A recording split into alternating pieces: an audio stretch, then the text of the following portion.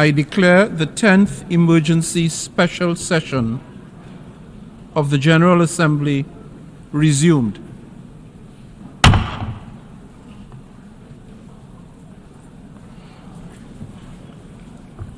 Members will recall that in paragraph 4 of its resolution ES 10/22 of 12th December 2023, the Assembly decided to adjourn the 10th Emergency Special Session temporarily and to authorize the President of the General Assembly at its most recent session to resume its meeting upon request from member states.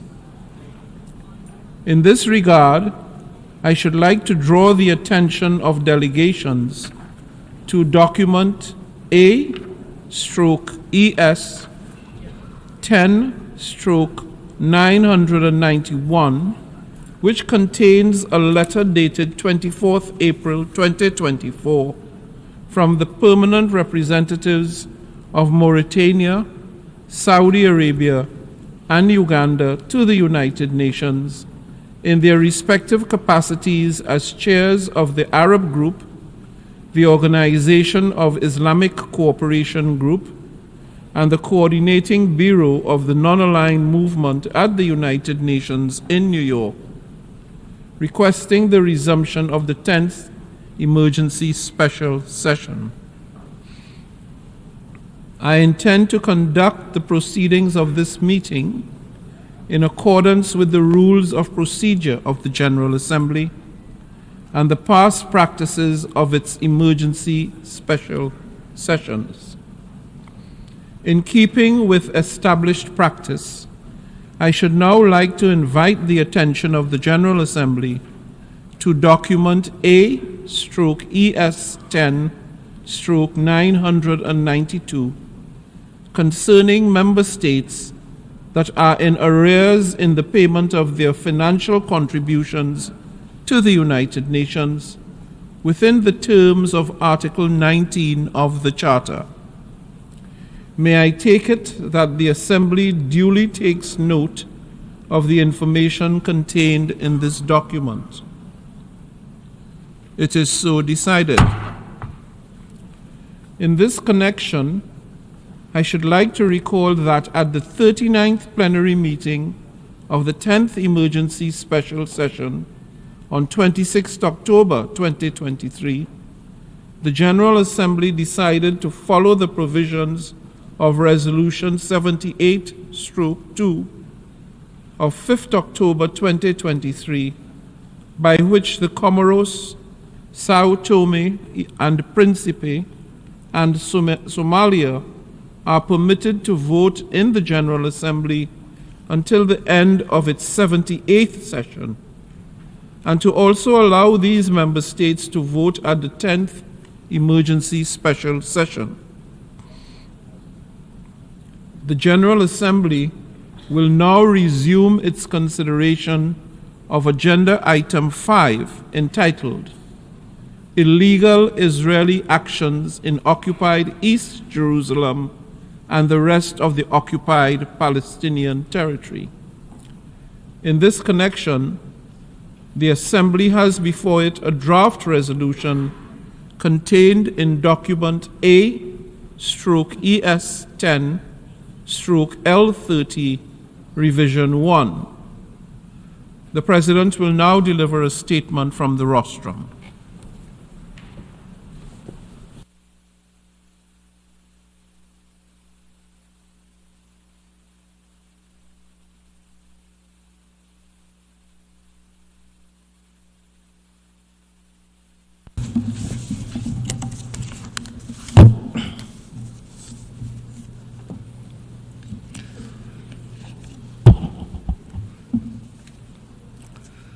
Excellencies, distinguished delegates,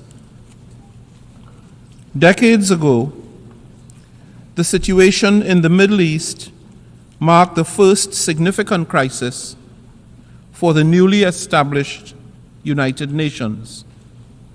Since then, for almost the entire lifespan of this organization, peace in the region and for the people of Palestine in particular has remained elusive. Today, this untenable situation continues to deteriorate at alarming speed, bringing countless innocent victims into its deadly fold and pushing the region further to the brink of full-scale catastrophe. While numerous diplomatic efforts and the United Nations resolutions have been deployed, regrettably, none have yet quelled the current cycle of death and destruction. Yet this is not a moment for the international community to falter or to look away. If anything, the horrendous events of the last 7 months have only hastened the urgency of achieving a just, comprehensive, and lasting peaceful solution to the situation in the Middle East. Excellencies, today let us remember the legacy from which we hail. We stand proudly upon the shoulders of those who, many decades ago, recognized their ultimate responsibility to forge a peace that would banish the scourge and terror of war for many generations.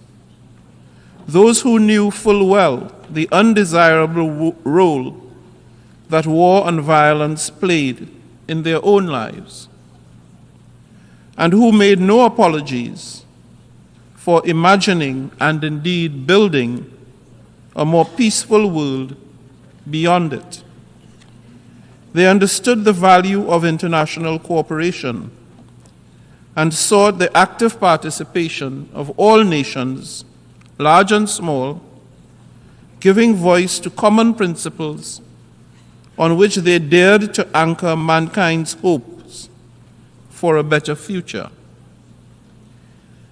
As today's United Nations, we cannot and must not lose sight of the history we inherit, or of the bold proposition that brought our organization into being: peace for all.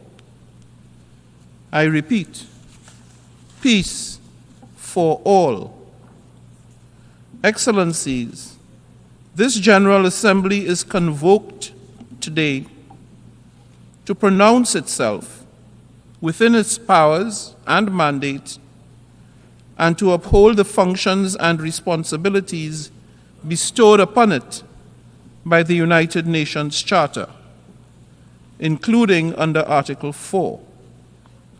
I therefore call upon the membership to purposely assess the situation before us with nothing else in mind but a commitment to peace as our utmost ambition.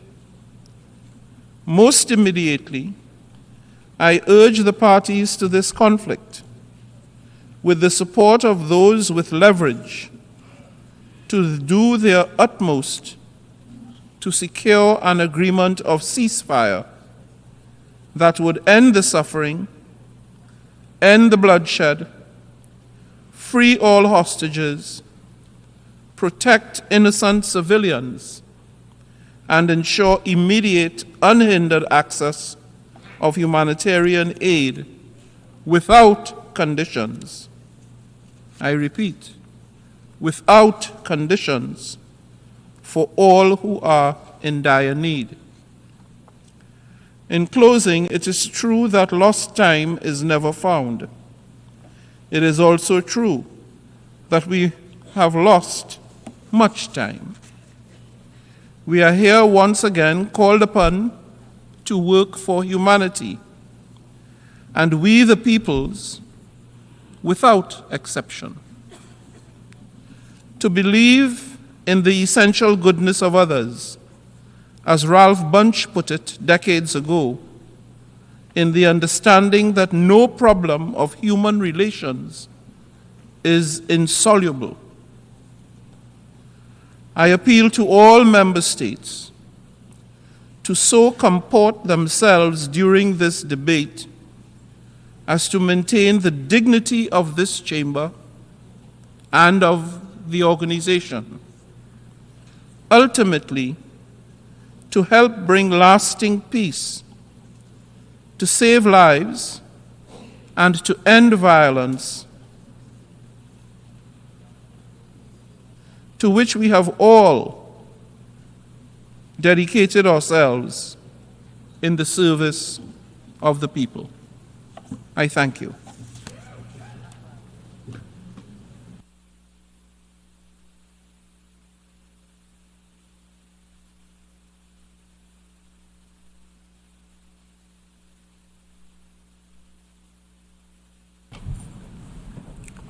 I now give the floor to the distinguished representative of the United Arab Emirates on behalf of the Arab Group to introduce draft resolution A/ES10/L30 revision 1.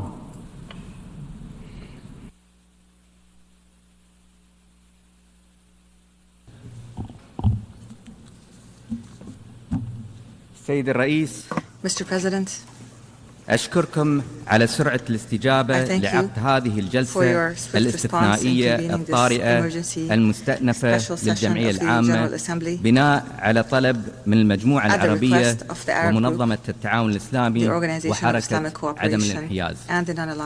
ويسرني بصفتي رئيس المجموعة العربية لشهر مايو أن أدلي بهذا البيان وأن أقدم مشروع القرار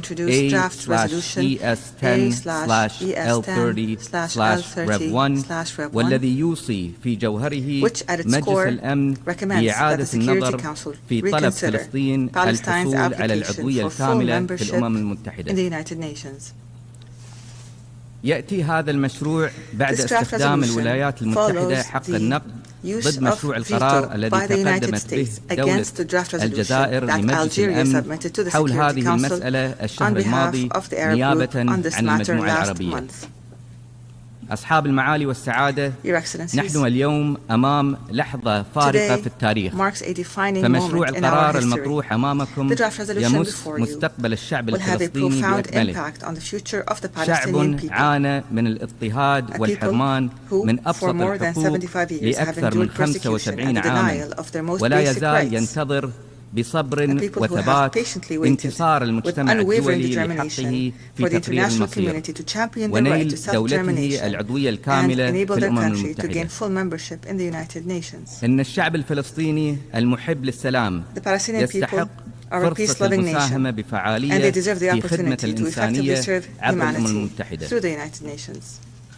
لقد أثبتت فلسطين من خلال حرصها على الانضمام للمعاهدات والاتفاقيات الدولية والتزامها بميثاق الأمم المتحدة ومن خلال استيفائها لمعايير العضوية ونيلها اعتراف 144 دولة أنها تستحق مكانتها في الأسرة الدولية ولها الحق في العضوية الكاملة.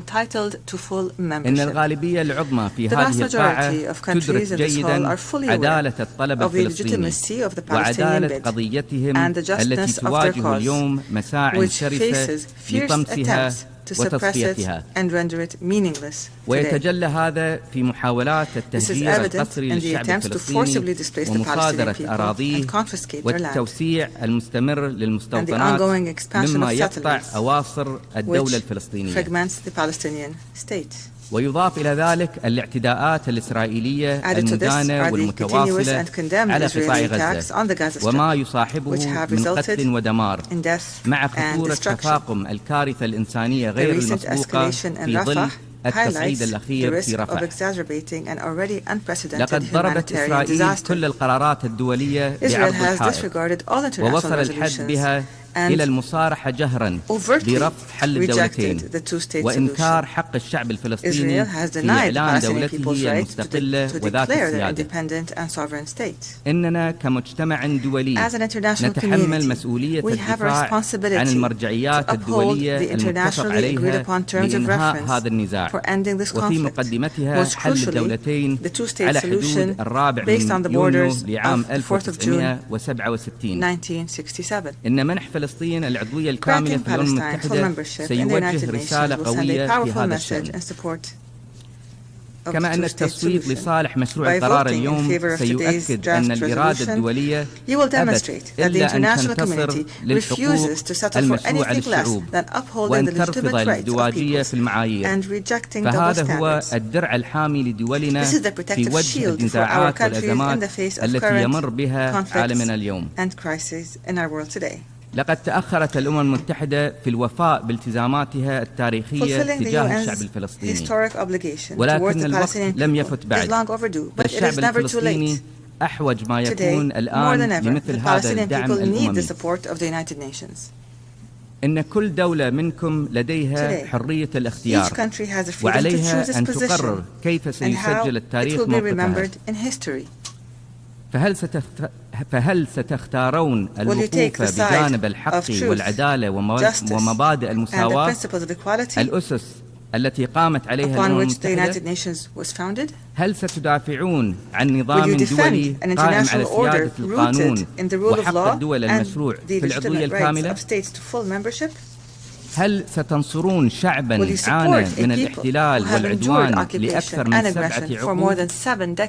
وهل سنوجه اليوم لمجلس الأمن رسالة بأننا لن نتوقف عن المطالبة بحق فلسطين في العضوية الكاملة، وأنه مطالب بالاستجابة لإرادة المجتمع الدولي؟ سيد الرئيس، أصحاب المعالي والسعادة، إن مشروع القرار اليوم واضح، وكما ذكرنا فهو يوصي مجلس الأمن بإعادة النظر في عضوية فلسطين الكاملة ودعم طلبها، وذلك في ظل إقرار الجمعية العامة بإهلية دولة فلسطين والفتوى الاستشارية لمحكمة العدل الدولية الصادرة في 28 من مايو لعام 1948، وبما يتوافق تماما مع المادة 4 من ميثاق الأمم المتحدة. ومع ذلك لا يشكل هذا القرار بحد ذاته إنصافا لدولة فلسطين، حيث أنها وإن منحت حقوقا إضافية تبقى دولة مراقبة لا تتمتع بحق التصويت في الجمعية العامة أو الترشح لهيئات الأمم المتحدة. ولذلك نطالب مجلس الأمن بالاستجابة للجمعية العامة، بيتنا الجامع، وللأغلبية الساحقة من المجتمع الدولي، وأن يرفع توصية إيجابية بشأن عضوية دولة فلسطين حتى يتسنى للجمعية العامة اتخاذ قرار بانضمامها للأمم المتحدة. ويؤكد مشروع القرار أيضا على حق الشعب الفلسطيني غير القابل للتصرف في تقرير المصير، بما في ذلك حقه في استقلال وسيادة دولته، ويدعو إلى تجديد الجهود الدولية للتوصل دون تأخير إلى إنهاء الاحتلال الإسرائيلي الذي بدأ عام 1967 والتوصل إلى تسوية عادلة ودائمة وسلمية لقضية فلسطين. إن تبني هذا القرار سيمثل خطوة تاريخية نحو تصحيح الظلم الذي عانى منه الشعب الفلسطيني على مدى عقود، وسيعزز مكانة فلسطين ومشاركتها في المحافل الدولية. أما التصويت ضد هذا القرار فسيكون بمثابة تخل عن المسؤولية الأخلاقية والقانونية تجاه القضية الفلسطينية، وقد يفسر على أنه ضوء أخضر لإسرائيل لمواصلة انتهاكاتها التي تقوض حل الدولتين. ولهذا تناشد المجموعة العربية كل الدول المحبة للسلام والمدافعة عن حقوق الدول المشروعة أن تصوت لصالح هذا القرار.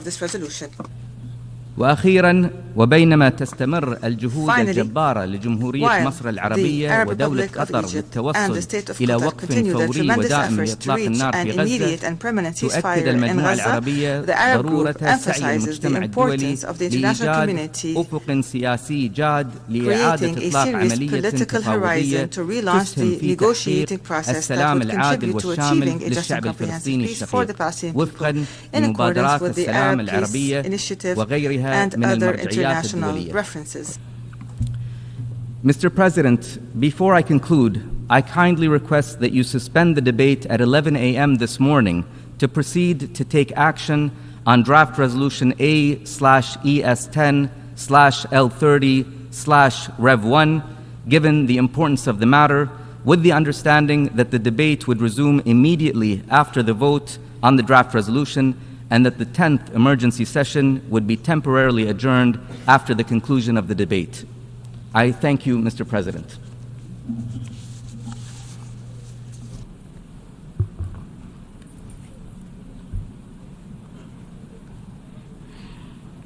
The representative of the United Arab Emirates has moved that the debate on agenda item 5 be suspended at 11 a.m. today for the Assembly to proceed to consideration of the draft resolution A/ES10/L30/Rev1, and that the debate would continue after the action on the draft resolution. It is my understanding that, without setting a precedent, if the Assembly were to decide to suspend the debate at 11 a.m. today to proceed to consideration of draft resolution A/ES10/L30/Rev1 and to continue the debate after the action on the draft resolution, and if the Assembly were to subsequently adopt the draft resolution, the 10th emergency special session would be adjourned temporarily following the conclusion of the debate on item 5. Is there any objection to the motion? I hear no objection. It is so decided.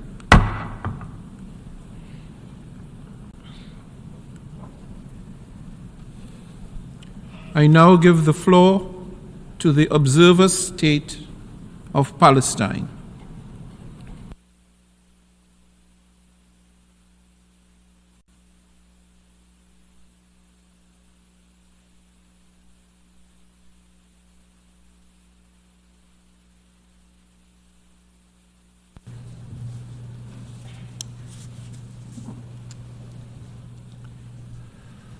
Mr. President,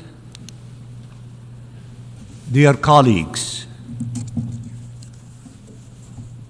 I stand before you as lives continue falling apart in the Gaza Strip, torn apart in the most brutal and devastating ways. I stand before you as more than 35,000 Palestinians have been killed, 80,000 have been maimed, 2 million have been displaced, and everything has been destroyed. No words can capture what such loss and trauma signifies for Palestinians, their families, communities, and for our nation as a whole.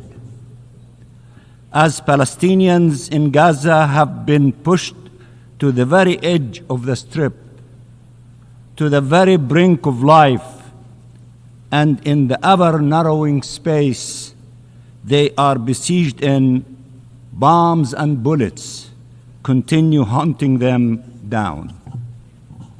I stand before you as famine is settling in, by design and by the decision of the Israeli government, killing the most vulnerable among our people, children and women. Israel closed the crossings instead of opening them, including the Rafah crossing, seizing by force the Palestinian crossings point of Rafah. Humanitarian convoys were attacked with its blessing, and the UNRWA headquarters was assaulted with its complicity. At the time where the world was calling to flood Gaza with humanitarian aid and calling for a ceasefire, Israel imposed a drought. Its plan has not changed: destroy and displace. I stand before you as every inch of Gaza has witnessed massacres, as mass graves continue to be uncovered where hospitals used to stand, as the world is barely starting to grasp the cruel and extensive nature of the actions committed against the Palestinian people. I stand before you as the Israeli Prime Minister is ready to kill thousands more to ensure his political survival, as he openly declares the Palestinian state is an existential threat, and together with his co-conspirators continues 76 years after the Nakba to try and finish the job. Israel's war is against the Palestinian people as a whole. Its occupation forces and settlers kill daily in the West Bank, including East Jerusalem. Its bulldozers displace Palestinian communities and demolish Palestinian homes everywhere. I have heard many praise the resilience of the Palestinian people, and we are resilient. But no nation, no family, no person should have to endure such suffering for so long. Such injustice, from birth to premature death, one generation after the other. No parents should know such fear, such powerlessness.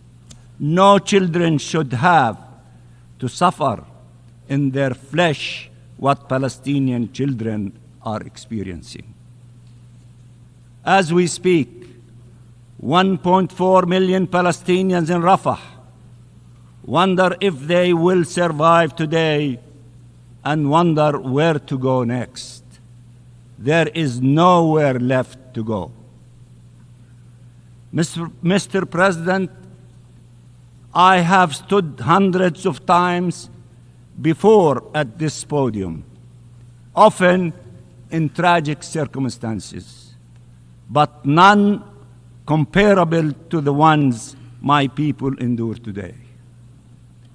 I have stood hundreds of times before at this podium, but never for a more significant vote than the one about to take place, a historic one. We faced and continue to face attempts to push us out of geography and out of history, but by forcible displacement, subjugation, or death, or to say it in even clearer terms, by ethnic cleansing, apartheid, or genocide. Against all odds, we survived. Our flag flies high and proud in Palestine and across the globe and on the campus of Columbia University. It has become a symbol raised by all those who believe in freedom and is just rule, by all those who can no longer stand idly by in the face of such utter injustice. It is true that we will not disappear, but the lives lost cannot be restored. The marks, visible and invisible, left by this horrific assault that has yet to end on bodies and souls, on families and communities, on each single Palestinian in the Gaza Strip can never be truly conveyed. We did not write the UN Charter. We did not enact international law. We just demanded to see them applied to us, and have been until now denied their protection.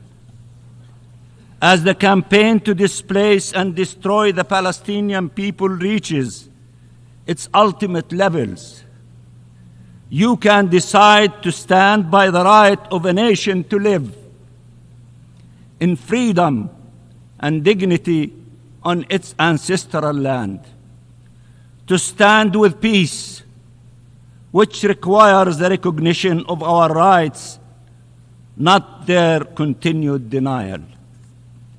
Or you can stand on the sidelines of history, or worst, obstruct its natural path forward. Mr. President, I have sat in these halls next to liberation movements who, one by one, finally took their rightful place in this august chamber, and again, without a doubt, the day will come where Palestine will take its rightful place among the community of free nations. Occupation and colonialism and death and destructions are not our fate.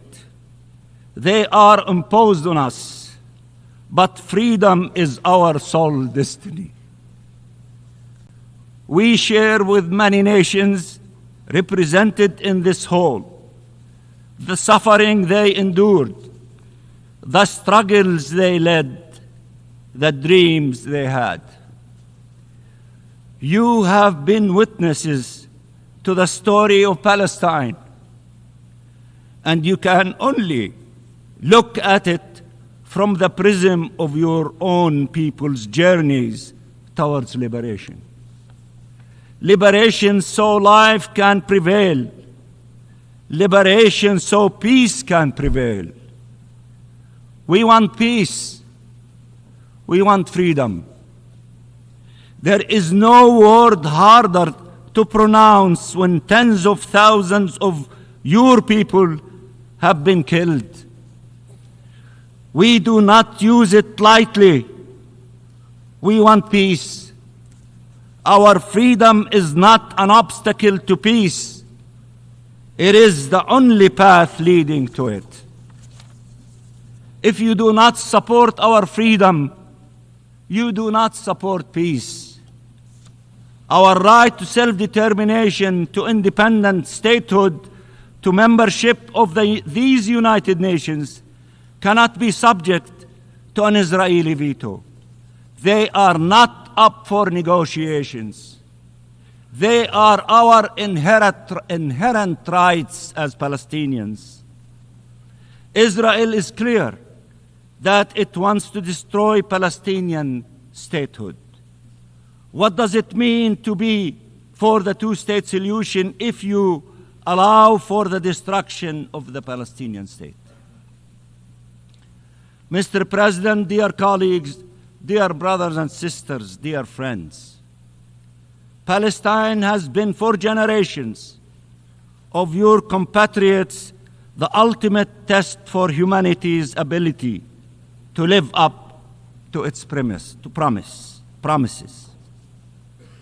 And it is once again, for this generation, the ultimate measure of the quest for justice. Its name was embraced by your founding fathers and your greatest leaders, and by our peoples. It is an integral part of the legacy of your ancestors and of the engagement of your younger generations.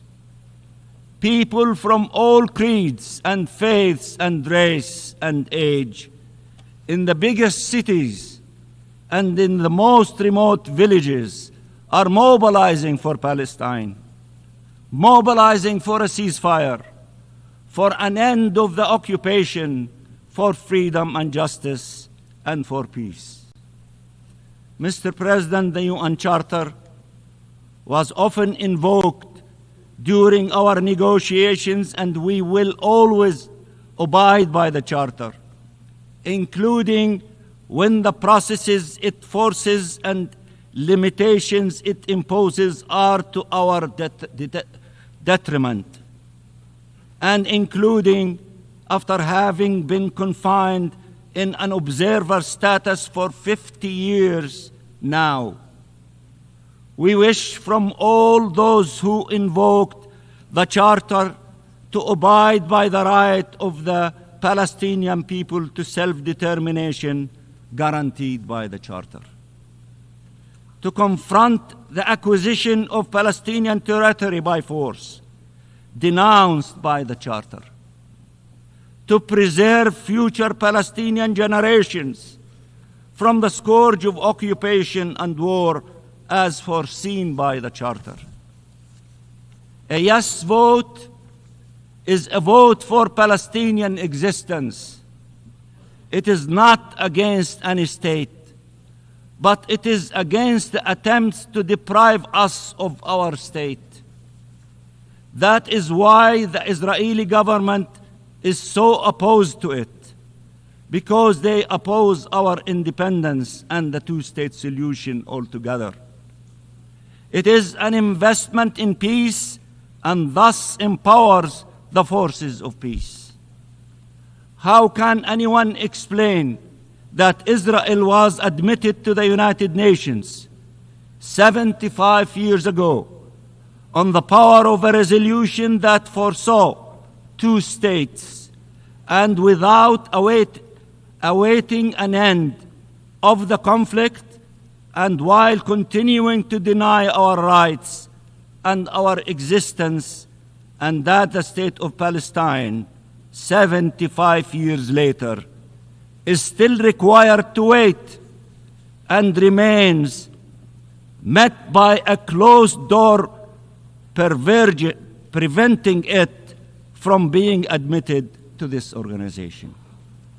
Your vote today, of course, says a lot about your solidarity with Palestine, but also about who you are and what you stand for. It matters, and I know an overwhelming majority of you will stand again with the Palestinian people in their hour of need, and you will stand for just and lasting peace for the benefit of all.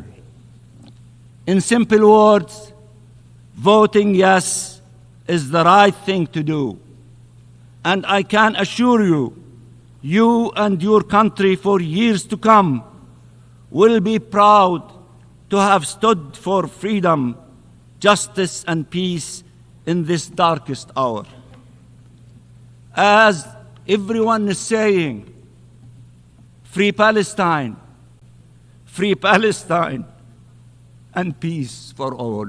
And I repeat, free Palestine, and vote yes for the resolution, and I thank you so much.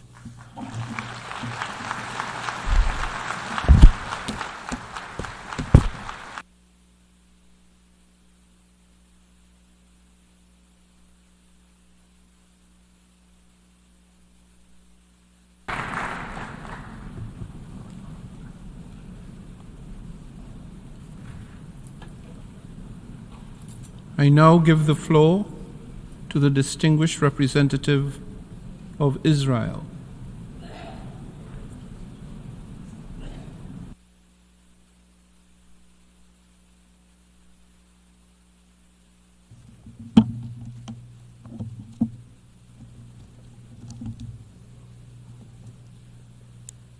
Thank you, Mr. President. Over 85 years ago, as World War II began, a force of sheer evil rose up with the goal of dominating the planet through genocide and destruction. After Hitler's rise to power, the Nazis sought to subjugate humanity under their iron fist while annihilating the Jewish people, but not only us, all those who they deemed subhuman. But in the face of this genocidal plot, the forces of good came together in order to end this horror, to return freedom and peace to the world. And following the Allies' victory, this institution here, the United Nations, was founded with the mission of ensuring such tyranny never raises its ugly head again. Never.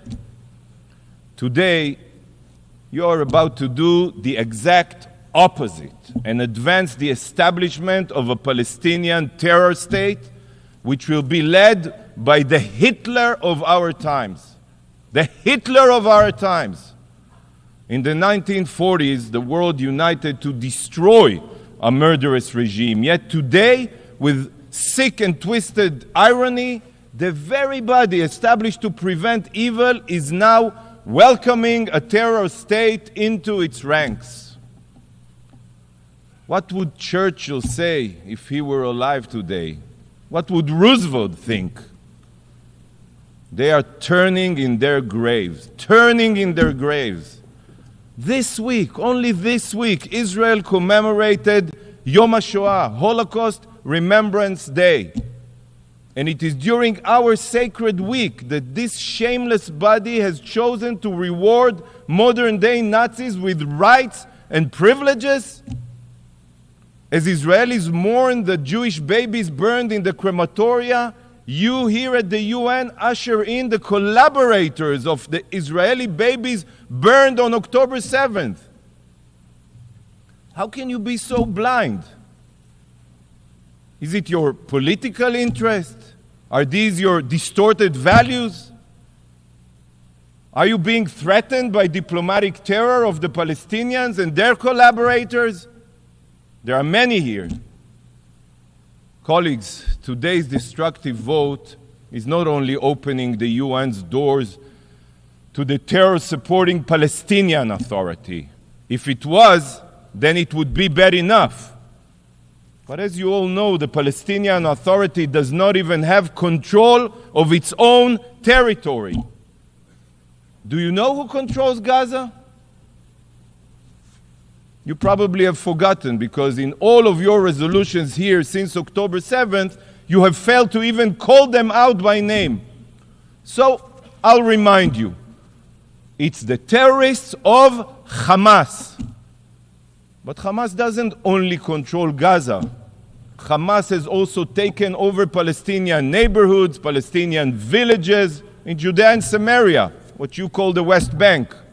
In every poll, Hamas today is predicted to win Palestinian elections, if they ever happen. So today, the General Assembly is not only about to grant the rights of a state to the Palestinian Terror Authority. Today you are also about to grant privileges and rights to the future terror state of Hamas.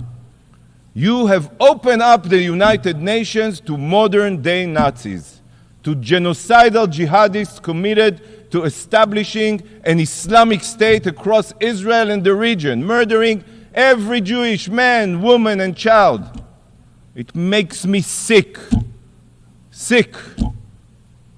In the years to come, you will have to explain how, in opposition to all morality and the UN Charter, you did everything to give a state to a group of mass murderers, to the Hitlers of our times. So here it is. I present to you the future outcome of today's vote. This is the outcome of your vote. Soon to be President Yihya Sinwar, President Tyrant of the state of Hamas, sponsored by the UN, by the way. And he owes his deepest gratitude to you, the General Assembly. When Hamas rises to power, the Palestinian representative who just spoke here, you know what will happen to him. He will be recalled. And if he returns, he will likely be thrown off a rooftop by Hamas, just as the Palestinian Authority representatives were when Hamas took over Gaza back in 2006-07. And in his place, this body will welcome a Hamas representative to its ranks, a terrorist diplomat whose stated goal is Jewish genocide, just like his Iranian counterpart here. With this new precedent, we may see here representatives of ISIS or Boko Haram that will sit among us. You know what? This will be fitting for the new moral standard being set here today, giving the rights of a state to an entity that is already partially controlled by terrorists and will be replaced by a force of child-murdering Hamas rapists. Unbelievable. Truly unbelievable.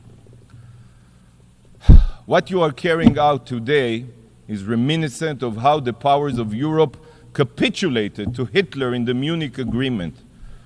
The UN is targeting the law-abiding democracy of Israel while appeasing the Nazi jihadist forces of Hamas in Iran.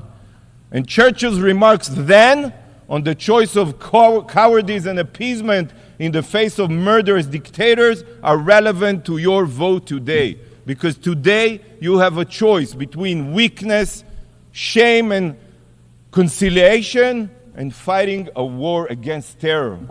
And sadly, you will choose weakness, but you will receive in return not only shame, but war in the future as well. Bravo. Colleagues, today another travesty is being committed here by the General Assembly, an unforgivable act, the destruction of the United Nations Charter.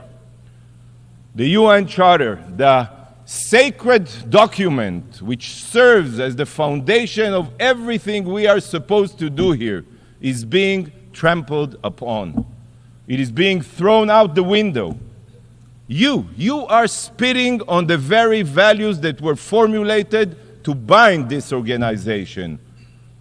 With today's destructive resolution, you are circumventing the Security Council, ignoring its decision, and violating the norms this organization has abided by. The Charter was drafted for a reason, but most of you care nothing for the qualifications it outlines. So let me remind you what the Charter says about admitting new UN membership. Membership in the United Nations is open to all other peace-loving states which accept the obligations contained in the present Charter, peace-loving. Number two, the admission of any such state to membership in the United Nations will be affected by a decision of the General Assembly upon the recommendation of the Security Council. With today's vote, you are not only bypassing the Security Council in violation of the Charter, but you are bastardizing the meaning of peace-loving. You know that the Palestinians are the exact opposite of peace-loving. You know this. Since they rejected the UN partition plan in 1947, they rejected it. They have only tried to destroy Israel time and again. They are terror-loving, not peace-loving. They are anything but peace-loving. The Palestinian Authority pays lifelong salaries to terrorists. It's in their budget. They teach martyrdom and jihad in their classrooms. They glorify death and murder. The Palestinians indoctrinate their children to murder Israelis and commit terror attacks. And then, when Israel defends herself, the Palestinian representative stands here, shedding his crocodile tears. as if he did not send all of them to commit suicide or terror attacks. Not a single Palestinian leader, not even one, has condemned the October 7th massacre. He calls the Hamas his brothers. And this is who you want to bestow the rights of a state upon? A terror entity? As long as so many of you are Jew-hating, you don't really care that the Palestinians are not peace-loving. Despite your obligation to the UN Charter, you are here today to expose what the Charter truly means to you. When it comes to the lives of Israelis and Jews, the UN Charter means nothing to you. Nada, kaput.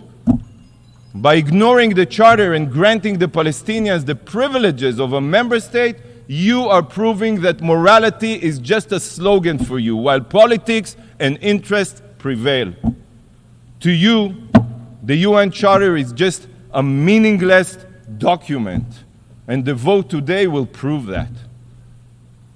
You know what you're doing today? Today you are gutting the Charter, and you are doing it in the wake of the most brutal massacre of my people since the Holocaust, on the ashes of the October 7th massacre. Why? This day will go down in infamy. The UN, an organization that was established in the aftermath of the systematic murder of 6 million Jews, pays no heed to its founding charter and is advancing another genocidal regime that threatens the existence of the Jewish people.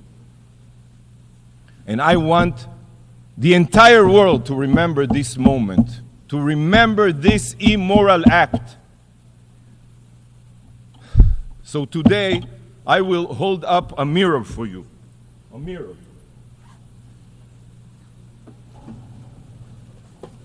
This is your mirror. So that you can see exactly what you are inflicting upon the UN Charter with this destructive vote. This is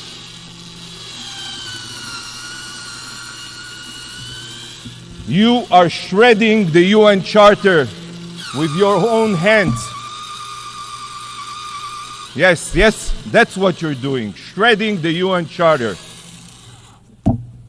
Shame on you. Thank you, Mr. President. I thank the distinguished representative of Israel.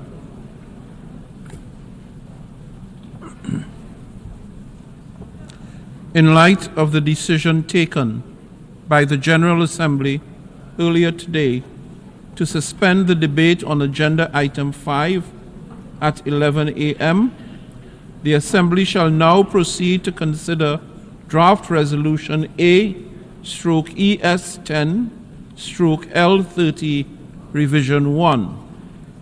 For your information, the draft resolution has closed for e-sponsorship. I now give the floor to the representative of the Secretariat.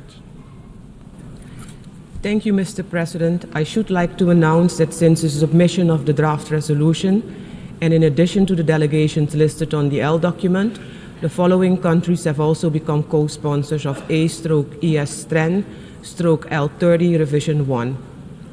Afghanistan, Algeria, Angola, Azerbaijan, Bahamas, Belgium, Botswana, Brazil, Brunei Darussalam, Burkina Faso, Cambodia, Chile, China, Comoros, the Democratic People's Republic of Korea, the Dominican Republic, Eritrea, Honduras, Indonesia, Iraq, Ireland, Kazakhstan, Kyrgyzstan, Lao People's Democratic Republic, Mauritius, Mozambique, Nigeria, Norway, Peru, Senegal, Sierra Leone, Slovenia, Somalia, Spain, Sri Lanka, Suriname, Tajikistan, Thailand, Trinidad and Tobago, Turkey, the United Republic of Tanzania,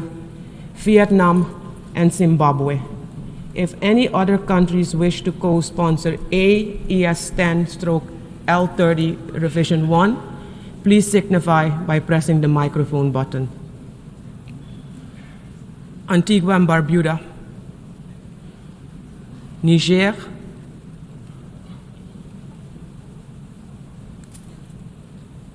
that's it, Mr. President. I thank you.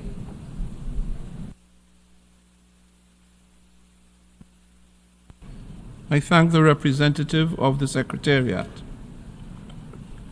Before giving the floor for explanations of vote before the vote, may I remind delegations that explanations of vote are limited to 10 minutes and should be made by delegations from their seats. I now give the floor to the distinguished delegate of the Russian Federation.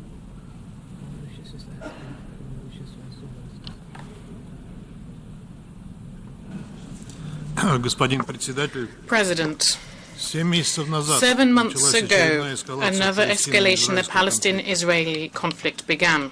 We won't dwell on its horrific consequences that it has had so far. We'll simply say that over this time, as a result of the Israeli military operation, more than 35,000 people have died in Gaza alone, many of them women and children, and another 78,000 civilians have been injured. This monstrously tragic statistic has nothing comparable to it in modern history. If Israel goes ahead with its plan to assault Rafah, where more than 1.5 million people have congregated who fled from all corners of Gaza, catastrophe will be destroyed. Practically all civilian infrastructure, including schools and hospitals, has been destroyed. These evaluations of the catastrophic situation in Gaza is something that's shared by the vast majority of the international community, which we can see here for ourselves today. President, the tragic situation on the ground reaffirms the position of our country and the vast majority of the international community about the need for, alongside efforts for a ceasefire, to not forget about the importance of creating the conditions for direct dialogue between Palestinians and Israelis on a whole host of final status issues. The outcome of this process should be the implementation of the two-state formula approved by the international community, Israel and Palestine living side by side in peace and security within 1967 borders with East Jerusalem as its capital. For this dialogue to succeed, Israel and Palestine need to be on equal footing vis-à-vis Security Council decisions. Inter alia, it is our common duty to redress the historic injustice regarding the aspirations of the Palestinian people to their own sovereign and contiguous state, something that should have been adopted at the UN in 1948. We are convinced that fully fledged membership of Palestine of the UN would help provide an equal initial negotiating position with Israel, who received this fully fledged status more than 75 years ago. Indeed, admission of the State of Palestine to the UN would be a first practical step towards a fair resolution to the Palestinian question at a UN-approved platform underpinned by generally recognized international legal foundations. This was the focus of Algeria's draft resolution submitted to the Security Council. However, on the 18th of April, the whole world bore witness to yet another fifth US veto who blocked the Palestinian application for UN membership. This spike of violence in the Palestinian-Israeli conflict shows what tragic consequences can arise from attempts to monopolize mediation functions and efforts of one country to depict itself as the world's police. President, after the US blocking of the work of the Security Council on the Palestinian-Israeli file as a whole and on the mission of Palestine as a fully fledged member of the UN, specifically, a very unfortunate and unusual situation has arisen, and it requires unusual solutions to it. Therefore, before us today, there is a far from standard draft resolution. Many of its elements are being considered for the first time by the General Assembly and would normally require more detailed study in any other case. However, they pertain to providing further rights not to some hopeful but to Palestine, who, because of the US position, has had to be satisfied by merely being a permanent observer to the United Nations. And it would remain as such after the adoption of this draft. However, they would receive other opportunities, further opportunities for more effectively participate in the work of the UN General Assembly and part of the meetings held under its aegis. We see here an opportunity to impartially address the historic injustice towards the long-suffering Palestinian people who have, over the last 7 months, lost an unprecedented number of their civilians. The consequences of the actions of Israel, covered for by the United States, will be felt for many years. And to overcome them, Palestinians need to be maximally involved in the work of UN specialized bodies. Today's draft seeks to provide as much assistance to this as possible. We'd underscore that this is not an ideal draft inter alia. We believe that the draft resolution did not mention the occupying powers of the United States. However, underscore that this decision is a one-off and does not set, as shown in the text of the draft, a precedent. We intend to vote in support of this document in memory of those Palestinian civilians who, because of the inability of the international community and the UN to stop the bloodshed, did not live long enough to see Palestine's admission as a fully fledged member of our organisation. We call on those who are not indifferent to their fate and to fight for their rights to do the same. However, it's crucial to understand that adoption of this resolution does not replace the main task here, which must be addressed very soon. Palestine must become a fully permanent member of the UN. The recommendation to the Security Council in the draft to once again consider the application of Palestine for UN membership is something we deem to be its most important element. It is a moral duty of everyone. Only fully fledged membership will allow Palestine to stand alongside other members of the organisation and fully enjoy the rights that this status implies. Before this, the path set forth in the UN Charter still needs to be followed. We hope that this time the US, who today has had every opportunity to see for themselves the vast support of the international community, will not block at the Security Council a positive decision to this question, and will soon at the UN General Assembly the GA will be able to consider, upon a positive recommendation of the Council, a draft resolution on the admission of Palestine to the UN family. The Palestinian people have long merited this. Thank you for your attention. I thank the Russian Federation for its statement, and I now invite the delegation of Pakistan to take the floor.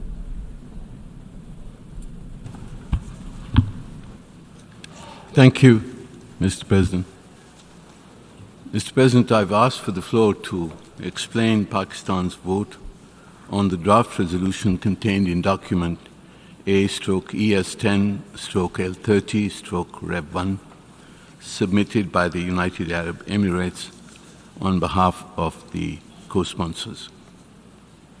Pakistan fully supports the draft resolution. We did not co-sponsor the draft at the request of the State of Palestine in order to be able to respond to adverse moves against this draft. Mr. President, it is clear that we are meeting in the shadows of the gravest crimes committed and the gravest violations of the principles of the UN Charter since the Holocaust during the Second World War. The distinguished representative of Palestine has described more eloquently than I could of the slaughter and devastation that has been visited on Gaza by an outlaw Israeli regime. Israel has refused the calls by this Assembly, by the Security Council, and even by its patrons and friends to halt the massacre of innocence and accept an immediate ceasefire. The Israeli leadership has reneged on negotiated deals for a ceasefire. It has now initiated its assault on Rafah, which the UN Secretary General has rightly warned, and I quote, would be a strategic mistake, a political calamity, and a humanitarian nightmare, unquote. Indeed, there will come a day when Israel will be held accountable for the crimes that it is committing in Palestine, especially in Gaza today. And we shall work towards holding Israel and its leadership accountable for these crimes. Yet what we have heard today are insults. Insults hurled at the United Nations, at this assembly, and at its member states. This is the arrogance of the aggressor.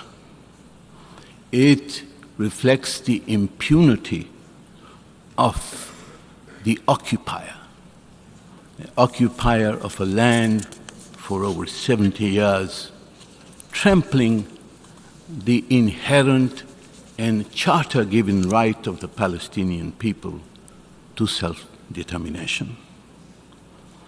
And we hope that the Assembly will appropriately respond to such insults, because I think it is contrary to the expectations of a member state and to the standards and practices of the United Nations. Mr. President, today the General Assembly is asked to take a first step towards a final settlement of the conflict, an important step to rectify the historic injustice against the Palestinian people. It was as a result of this Assembly's vote in 1947 that Palestine was partitioned between Israel and a Palestinian state. Yet only Israel is a member of the United Nations. The Palestinian people have been denied their right to self-determination since 1947. And after 1967, they have been obliged to live under Israel's brutal occupation. This General Assembly can partially redress this historic injustice by admitting Palestine as a full member of the United Nations. It meets all the criteria of membership. Its membership enjoys the support of the vast majority of the UN member states. It is regrettable, therefore, that Palestine's membership has been blocked in 2011 and again 2 weeks ago by the negative vote of one permanent member of the Security Council. The assertion that Palestine's admission can happen only through negotiations reflects the inequity of this position. Negotiations must have a level playing field.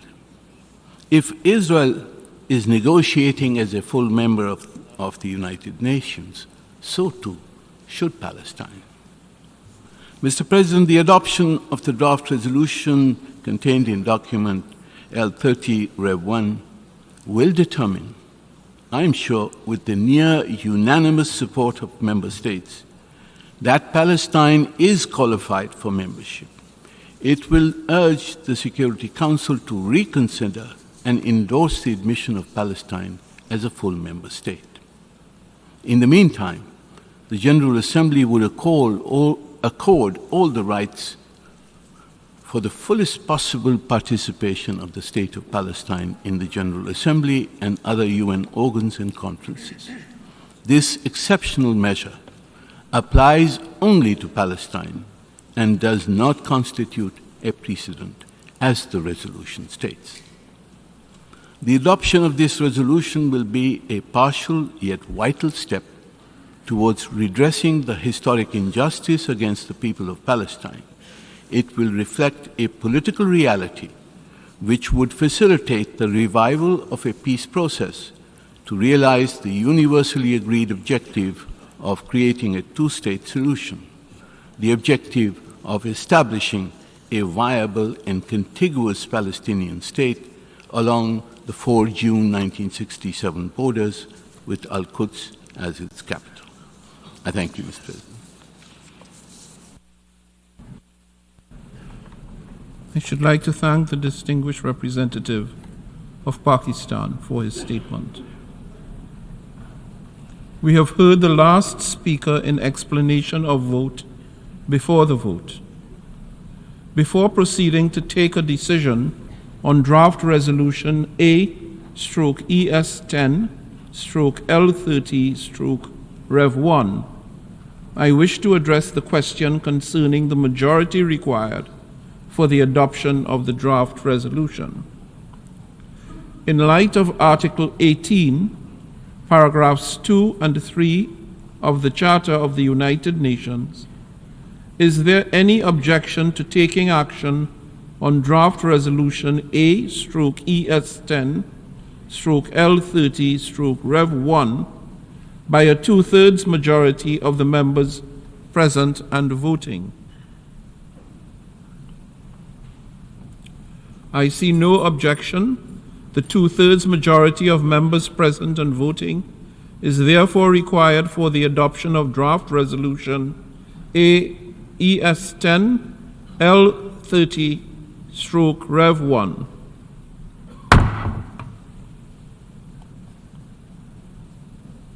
The General Assembly will now take a decision on draft resolution A/ES10/L30/Rev1 entitled Admission of New Members to the United Nations.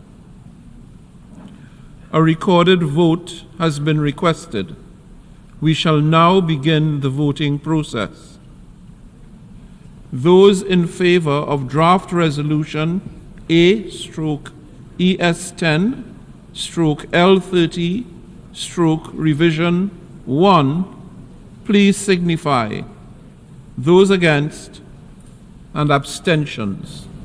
The General Assembly is now voting on draft resolution A/ES10/L30/Revision 1, entitled Admission of New Members to the United Nations. Will all delegations confirm that their votes are accurately reflected on the screen? The voting has been completed. Please lock the machine.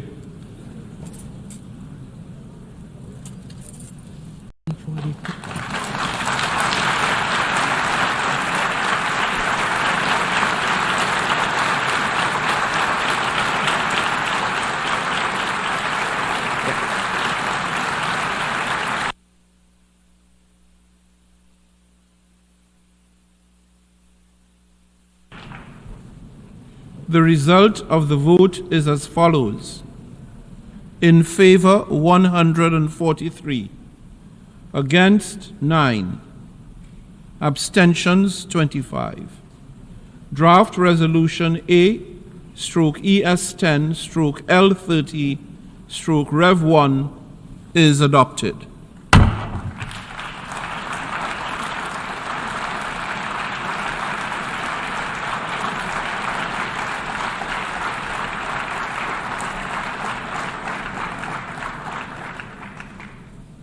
Before giving the floor for explanations of vote after the vote, may I remind delegations that explanations of vote are limited to 10 minutes and should be made by delegations from their seats. I now give the floor to the delegation of Singapore.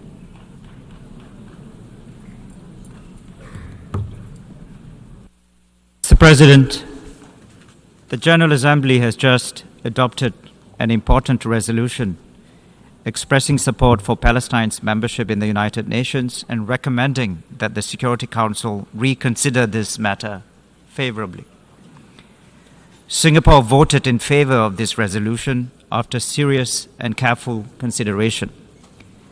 I'd like to explain and place on record the reasons for Singapore's support for this resolution. First, Singapore's support for this resolution is a vote in favor of a negotiated two-state solution at a critical juncture in a very troubled region. Singapore has consistently advocated for and supported a negotiated two-state settlement consistent with the relevant UN Security Council resolutions as the only viable path for achieving a comprehensive, just, and durable solution to the Israeli-Palestinian conflict. Both Israel and Palestine have the right to exist and to live in peace within secure and recognized boundaries, free from threats or acts of force. Singapore joins the rest of the international community in calling on leaders of both sides to show leadership and courage and take the difficult but necessary steps towards a two-state solution. The prospect for peace between Israel and Palestine have become even bleaker, and this is precisely why we must do everything possible to cease hostilities and revive efforts to work towards a two-state solution. The heinous terrorist attacks by Hamas on the 7th of October last year brutally killed over 1,200 Israelis and other nationalities, with the taking of more than 200 hostages, many of whom remain in captivity.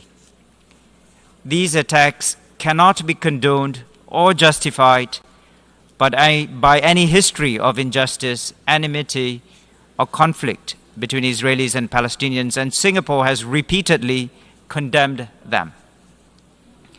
In response, Israel has exercised its legitimate right of self-defense, but Israel's military actions have gone too far and caused far too much human suffering and property destruction. The death of around 35,000 Palestinians and the humanitarian disaster in Gaza is tragic. The result of these events has been outrage on both sides, breakdown of the fragile trust between both peoples, and the shattering of any sense of security for both Israelis and Palestinians. As a friend of both sides, we are deeply grieved by this state of affairs. Singapore's vote today reflects our heartfelt desire to see both parties resume direct negotiations in good faith, demonstrating courage to take the tremendously difficult but essential first steps towards a two-state solution and a durable peace. We recognize that this will be a painful and long-drawn process. The work to rebuild trust and restart dialogue must begin now. Both sides have legitimate rights and shared responsibilities, and difficult compromises must be struck through direct negotiations. Secondly, Singapore's support for the resolution is in line with our consistent and long-standing support for the principles of international law and the implementation of all relevant UN resolutions.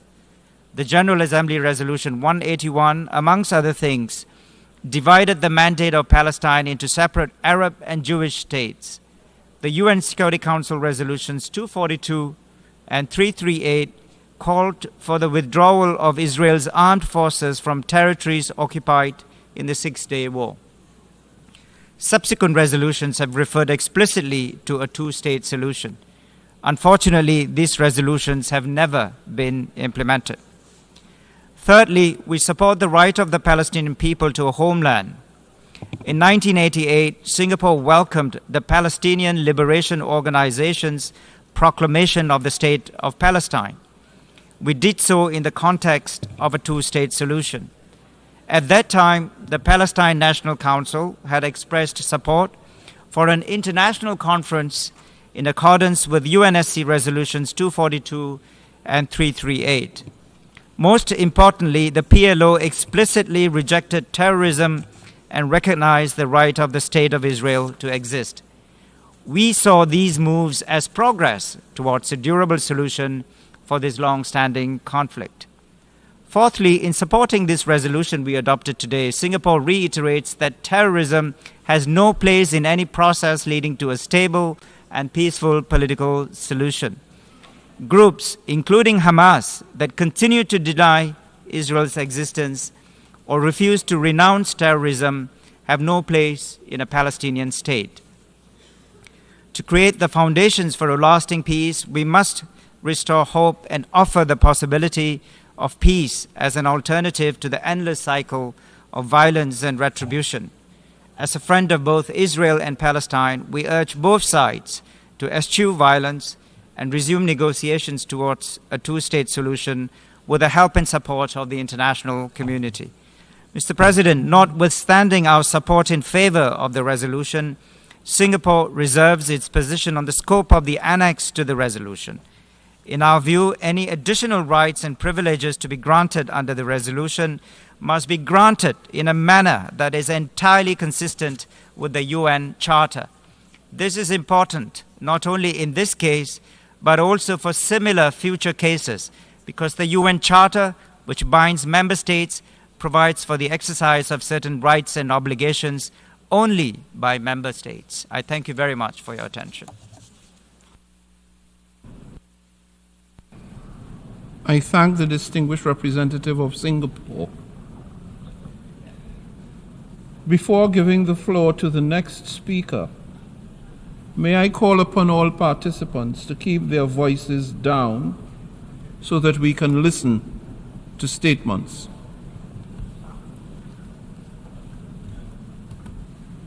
I now offer the floor to the delegation of Denmark. Thank you, Mr. President. 77 years ago, in this assembly, Denmark voted in favor of establishing two states in the former mandate of Palestine. Today's vote is an expression of Denmark's continued commitment to the realization of a two-state solution. A peaceful, lasting, and sustainable solution where the State of Israel and an independent State of Palestine can live side by side in peace and security. Denmark has consistently stood by Israel and its inherent right to self-defense in accordance with international law. We have also supported the Palestinian right to statehood and the building of the Palestinian Authority, and we continue to do so. 12 years ago, Denmark voted in favor of granting Palestine status as a non-member observer state to the United Nations.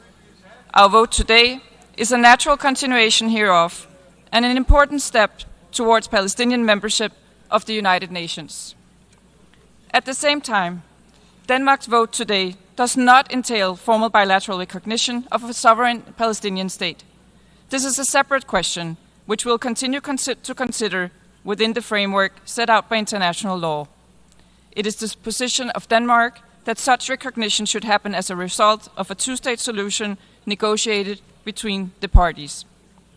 Mr. President, after 7 months of devastating conflict, the political horizon towards a two-state solution can seem far into the distance, but we must never lose sight of this common goal. Hopefully today's vote can be a step in that direction. I thank you.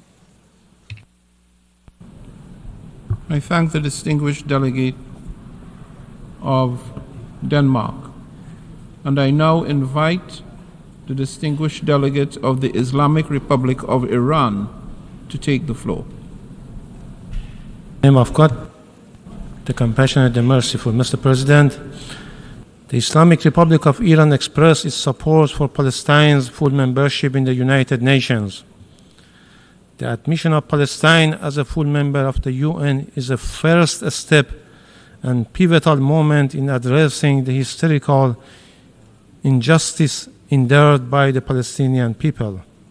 We reiterate the operative paragraph 1 of the resolution just adopted, upon which the General Assembly determines that the State of Palestine is qualified for membership in the United Nations in accordance with Article 4 of the Charter, which means it is a peace-loving state, is able and willing to carry out the obligations of the Charter, and should therefore be admitted to membership in the United Nations.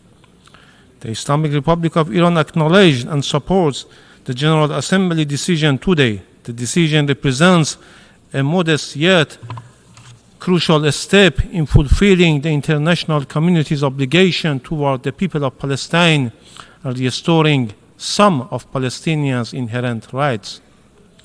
Palestine has demonstrated its commitment to peace and its ability to fulfill the obligation on the UN Charter. Consequently, it deserves full membership in the United Nations. Conversely, the Israeli regime's actions disqualify and render this regime ineligible as a peace-loving entity capable of holding the UN Charter's obligations. The Israeli regime consistently violates international law, the UN Charter and UN resolutions. It refused to comply with the legally binding orders of International Court of Justice and persists in egregious violation, including massacre, war crimes, crime against humanity, and act of genocide.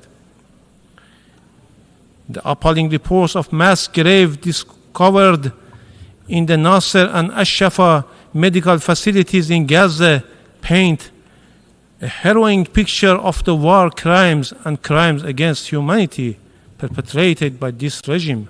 Approximately 400 bodies, including women and children, were found buried, serving as a stark example of the regime's brutality and disregard for human life. These actions run counter to the fundamental value of the United Nations and all basic norms and principles of international law and threaten international peace and security. We regret that the United States has obstructed the draft press statement of Security Council proposed by Algeria, which calls for an impartial, transparent, and international investigation. This responsible behavior by US is unacceptable, reckless, and contradicts the international community's will. Mr. President, despite the overwhelming support by the international community, the US, as a staunch supporter of the occupying regime, has once more chosen to blind its eye to the reality and made cynical efforts to hinder the realization of the noble aspiration of Palestinian people for full membership. However, today's vote shows how the United States is isolated in its unconditional support of the Israeli regime. We trust that today's vote sends a clear message to the Security Council. Upon the adoption of this resolution, we hope that the Security Council will be able to reconsider its previous stance regarding the Palestinian request for full membership. Mr. President, the Islamic Republic of Iran firmly believes that support for the cause of Palestine and Palestinian people must continue until they can realize their fundamental rights, in particular their right to self-determination and the establishment of an independent state of Palestine in all occupied territories with Al-Quds al-Sharif as its capital. As we have stated before, we are of the view that the return of Palestinian refugees to their homeland and the holding of a referendum on the self-determination represents the most effective and durable solution to the Palestinian question. Through a referendum, Palestinian Muslims, Jews, and Christians will be able to choose their own political system and enjoy their right fairly and equally. In conclusion, my delegation voted in favor of the resolution and consider it as a demonstration of international community's strong support for the cause of Palestine, particularly the Palestinian people's realization of their inalienable right to self-determination.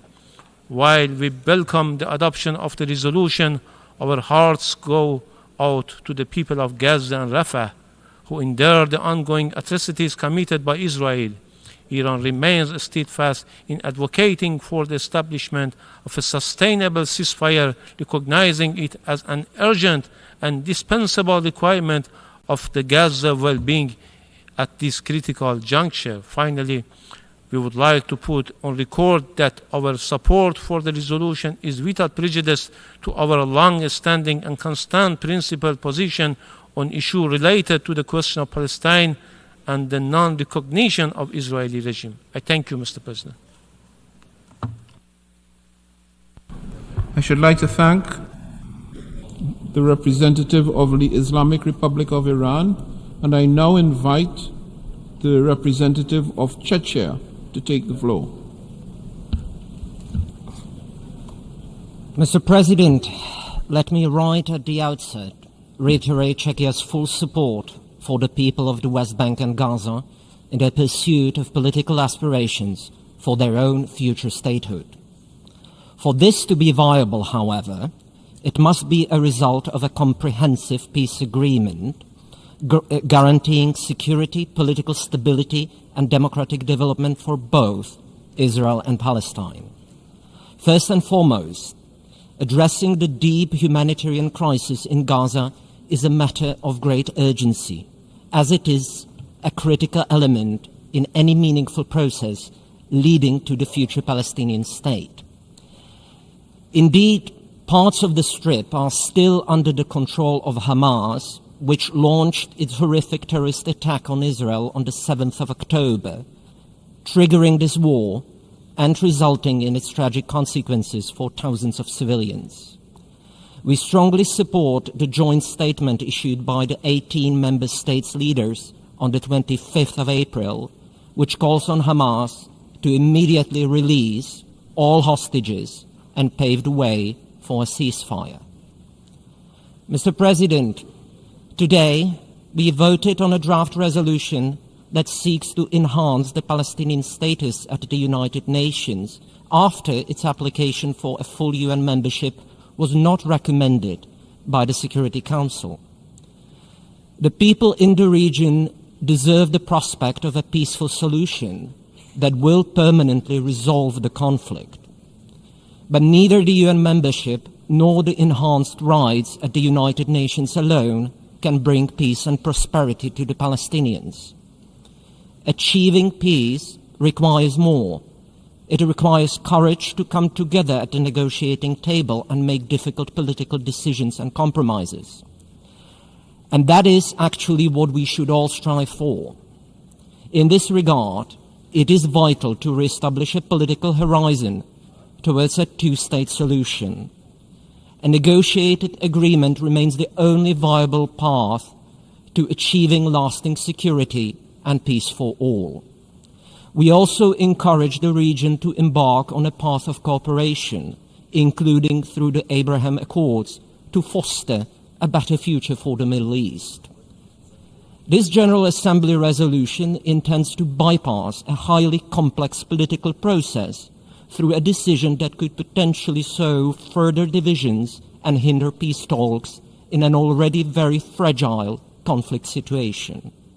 Furthermore, it attempts to circumvent the established legal procedures for admission of new members to the United Nations family by awarding rights and privileges of a member state to an observer. This is in contradiction with the intention of the UN Charter. Mr. President, precisely for these reasons, Czechia was not in a position to support the draft resolution, and we voted no. I thank you. I thank the representative of Czechia, and I now invite the representative of the United States to take the floor. Thank you, Mr. President. President Biden has been clear that sustainable peace in the region can be achieved only through a two-state solution, with Israel's security guaranteed, where Israelis and Palestinians can live side by side with equal measures of freedom and dignity. It remains the U.S. view that unilateral measures at the UN and on the ground will not advance this goal. This General Assembly resolution was no exception, and so the United States voted no. Our vote does not reflect opposition to Palestinian statehood. We have been very clear that we support it and seek to advance it meaningfully. Instead, it is an acknowledgement that statehood will come only from a process that involves direct negotiations between the parties. There is no other path that guarantees Israel's security and future as a democratic Jewish state.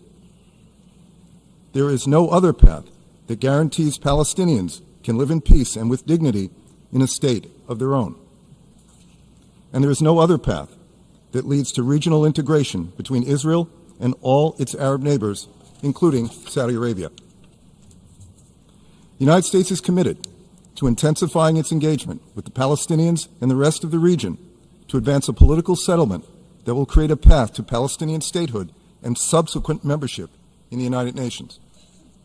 This resolution does not resolve the concerns about the Palestinian membership application raised in April in the Security Council through the Admissions Committee process. And should the Security Council take up the Palestinians' membership application as a result of this resolution, there will be a similar outcome.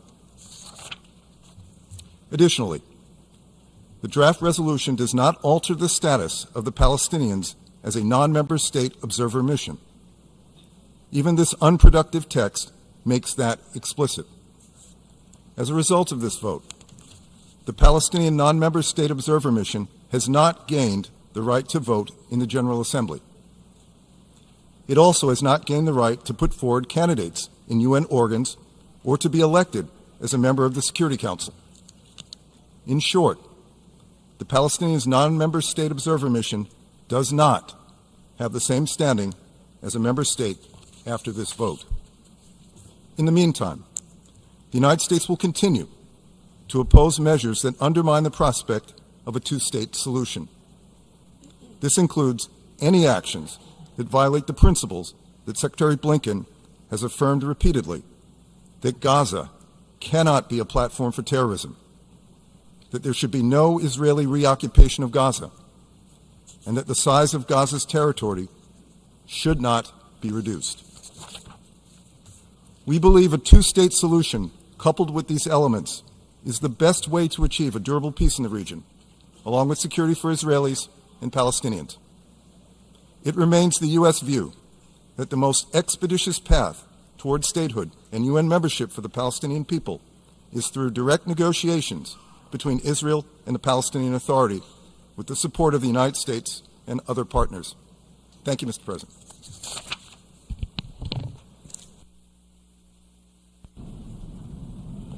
I thank the delegate of the United States, and I now invite the distinguished delegate of France to take the floor. Monsieur le Président, President. La France a voté en faveur du projet de résolution proposé par les Émirats arabes unis. Celui-ci confère de nouveaux droits à l'État observateur de Palestine au sein des Nations unies.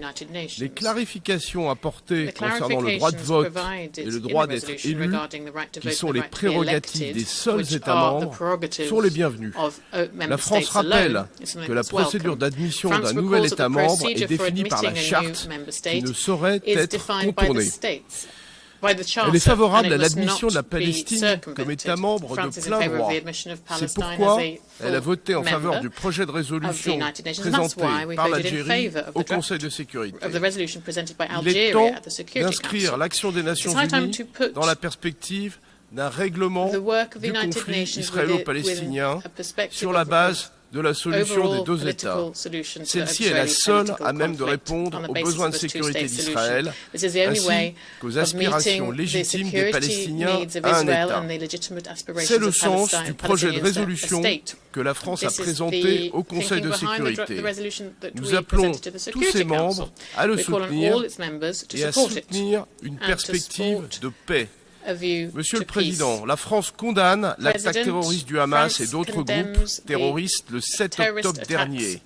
Elle continue d'exiger un cessez-le-feu et la libération de tous les otages. Elle continue d'exiger un accès humanitaire complet. L'offensive qui a débuté à Rafah risque de provoquer de nombreuses victimes et un nouveau déplacement de population, alors qu'aucune zone ne peut être considérée comme sûre aujourd'hui à Gaza. Elle risque de perturber encore davantage l'entrée de l'aide. La France est clairement opposée à cette opération. Elle condamne l'attaque du Hamas contre le point de passage de Kerem Shalom. Elle rappelle que les parties doivent tout mettre en œuvre pour protéger les civils et garantir l'accès de l'aide. Monsieur le Président, il est temps de se mobiliser pour une solution politique. Je vous remercie.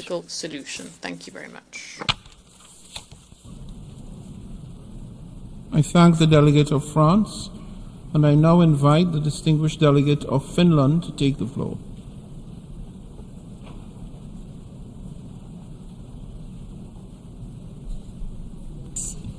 Finland abstained in the vote on the General Assembly resolution ES 10/L30. The tragic events of the past months have once again demonstrated that lasting peace in the Middle East requires a political solution to the Israeli-Palestinian conflict.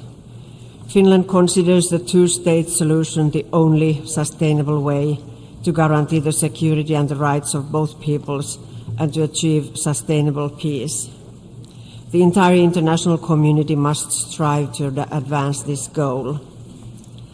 Sustainable peace requires the realization of the rights of the Palestinian people to self-determination in their own independent state.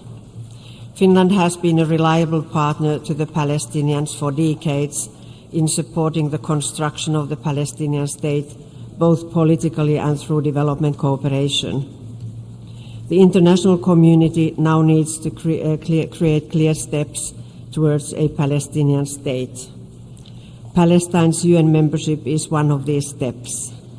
It is of utmost importance that the membership is not merely symbolic, but comes as part of a broad-based plan that produces concrete improvements to the situation of the Palestinians and the security of the whole region. Unfortunately, the international community has not yet agreed on such a plan. Finland wants to see an independent, internationally recognized Palestinian state as a full member of the United Nations as soon as possible. Despite the difficult situation, it is important that all peoples in the region become aware of the necessity of the two-state solution. The leadership of both parties must act in a manner that makes the two-state solution credible in the eyes of the citizens. Mr. President, the protection of civilians must immediately become the highest priority. Israel must stop all its illegal activities in the West Bank and release the Palestinian revenues it is withholding. The Palestinian government needs to implement its reform program. We all must acknowledge openly that there is no return to the status quo ante of 7th of October. Finland continues to call for a sustainable ceasefire in Gaza and the immediate release of all hostages. Ultimately, the benefits of the two-state model clearly outweigh disadvantages for all residents in the region. The peoples of Israel and Palestine deserve a better, secure future, and the Palestinians have the right to take decisions on their own affairs. Thank you, Mr. President. I should like to thank the distinguished representative of Finland, and I now invite the distinguished representative of Australia to take the floor. I thank you, Mr. President. Australia welcomes this resolution's unwavering support for the two-state solution of Israel and Palestine living side by side in peace and security within recognised borders. This is a clear rejection of the goals and methods of Hamas. A two-state solution, Israel and Palestine, is the opposite of what Hamas wants. We condemn Hamas' terrorist attack on Israel and call for the immediate release of all hostages. Australia has long believed a two-state solution offers the only hope for breaking the endless cycle of violence and achieving lasting peace. Like many member states, Australia has been frustrated by the lack of progress. There is a role for the international community to build momentum, set expectations that parties resume negotiations for tangible progress, and to support efforts for a political process. The resolution does not provide membership of the United Nations and retains the status of the permanent observer mission with a modest extension of additional rights. We appreciated our engagement with Member States and the Palestinian Observer Mission to ensure that this was clear. The resolution expresses the General Assembly's aspiration for full Palestinian membership of the United Nations, something which must ultimately be recommended by the Security Council consistent with the Charter. While this resolution is not what we would propose, it is for all these reasons that Australia voted yes. Like many other countries, our vote for this resolution is not bilateral recognition of Palestinian statehood. Nevertheless, Australia no longer accepts that recognition can only come at the end of the peace process. We have been clear there is no role for Hamas in a future Palestinian state. Such a state cannot be in a position to threaten Israel's security. Reform of the Palestinian Authority is required, and direct negotiations will be needed on final status issues, including Jerusalem and borders. We have listened to Israel's concerns. Australia will always remain committed to Israel's right to exist in peace and security. We believe a two-state solution is the only way to assure this. We know this vote won't resolve the immediate crisis. A humanitarian ceasefire in Gaza is needed urgently. The catastrophic humanitarian situation must be addressed, and Hamas must release all hostages. Thank you.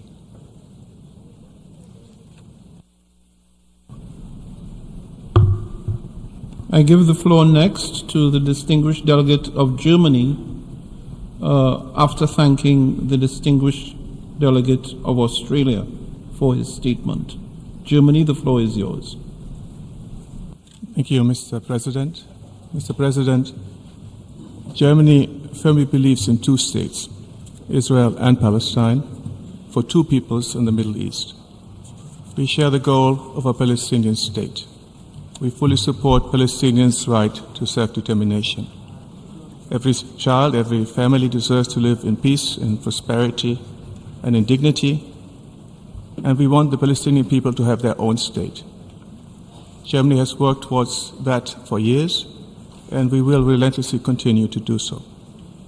Today, immediate action is required, supported by collective international efforts to stop the fighting, to release the hostages, to ensure and guarantee security for Israelis and Palestinians alike, to provide humanitarian assistance, and to end the suffering and the destruction.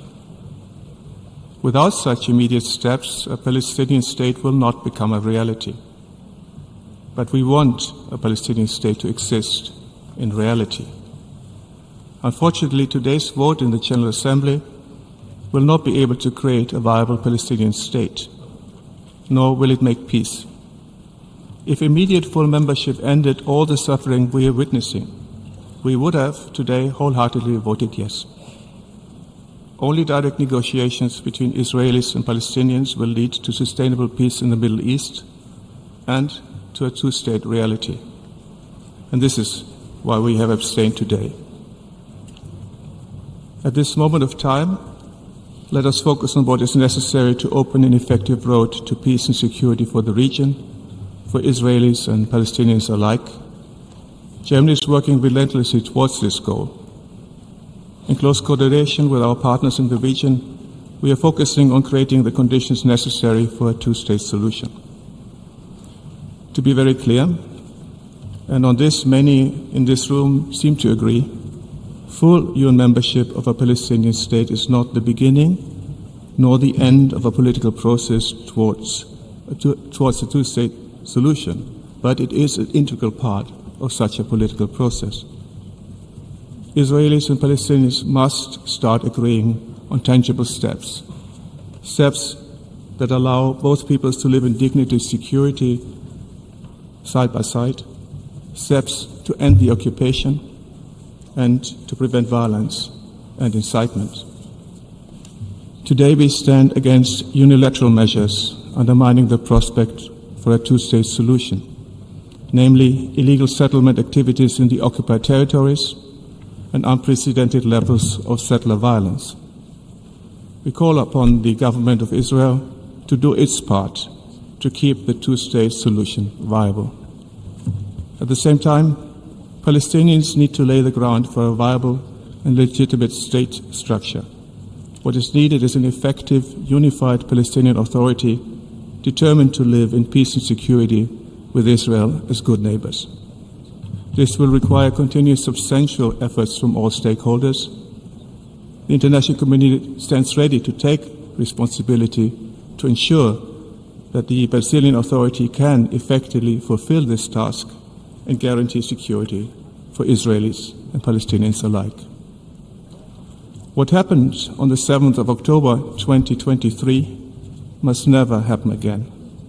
Israel's legitimate security concerns must be met, and Palestinians as well as Israelis must be able to live in peace and security. Germany stands ready to support it. Mr. President, in today's important vote, delegations have taken different decisions. None of us is taking this lightly. We all seek to contribute to the same objective: peace and security for every child in Palestine, peace and security for every child in Israel, peace and security for the whole region, and especially a viable two-state solution. Let us therefore join forces to work towards peace. The horrible war in Gaza is a stark reminder that this is the only way forward. Ending the killing in Gaza is of the utmost importance. Hamas must end the terror. This would stop the war.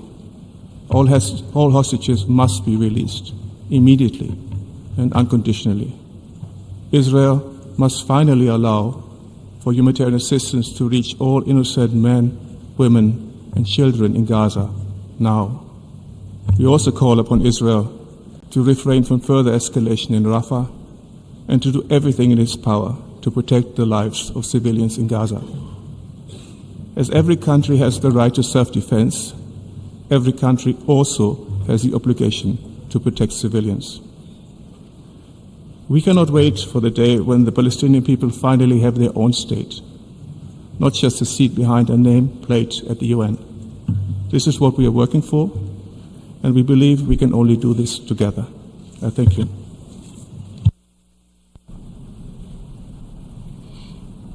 I thank the distinguished representative of Germany for his statement, and I now invite the distinguished representative of Italy to take the floor.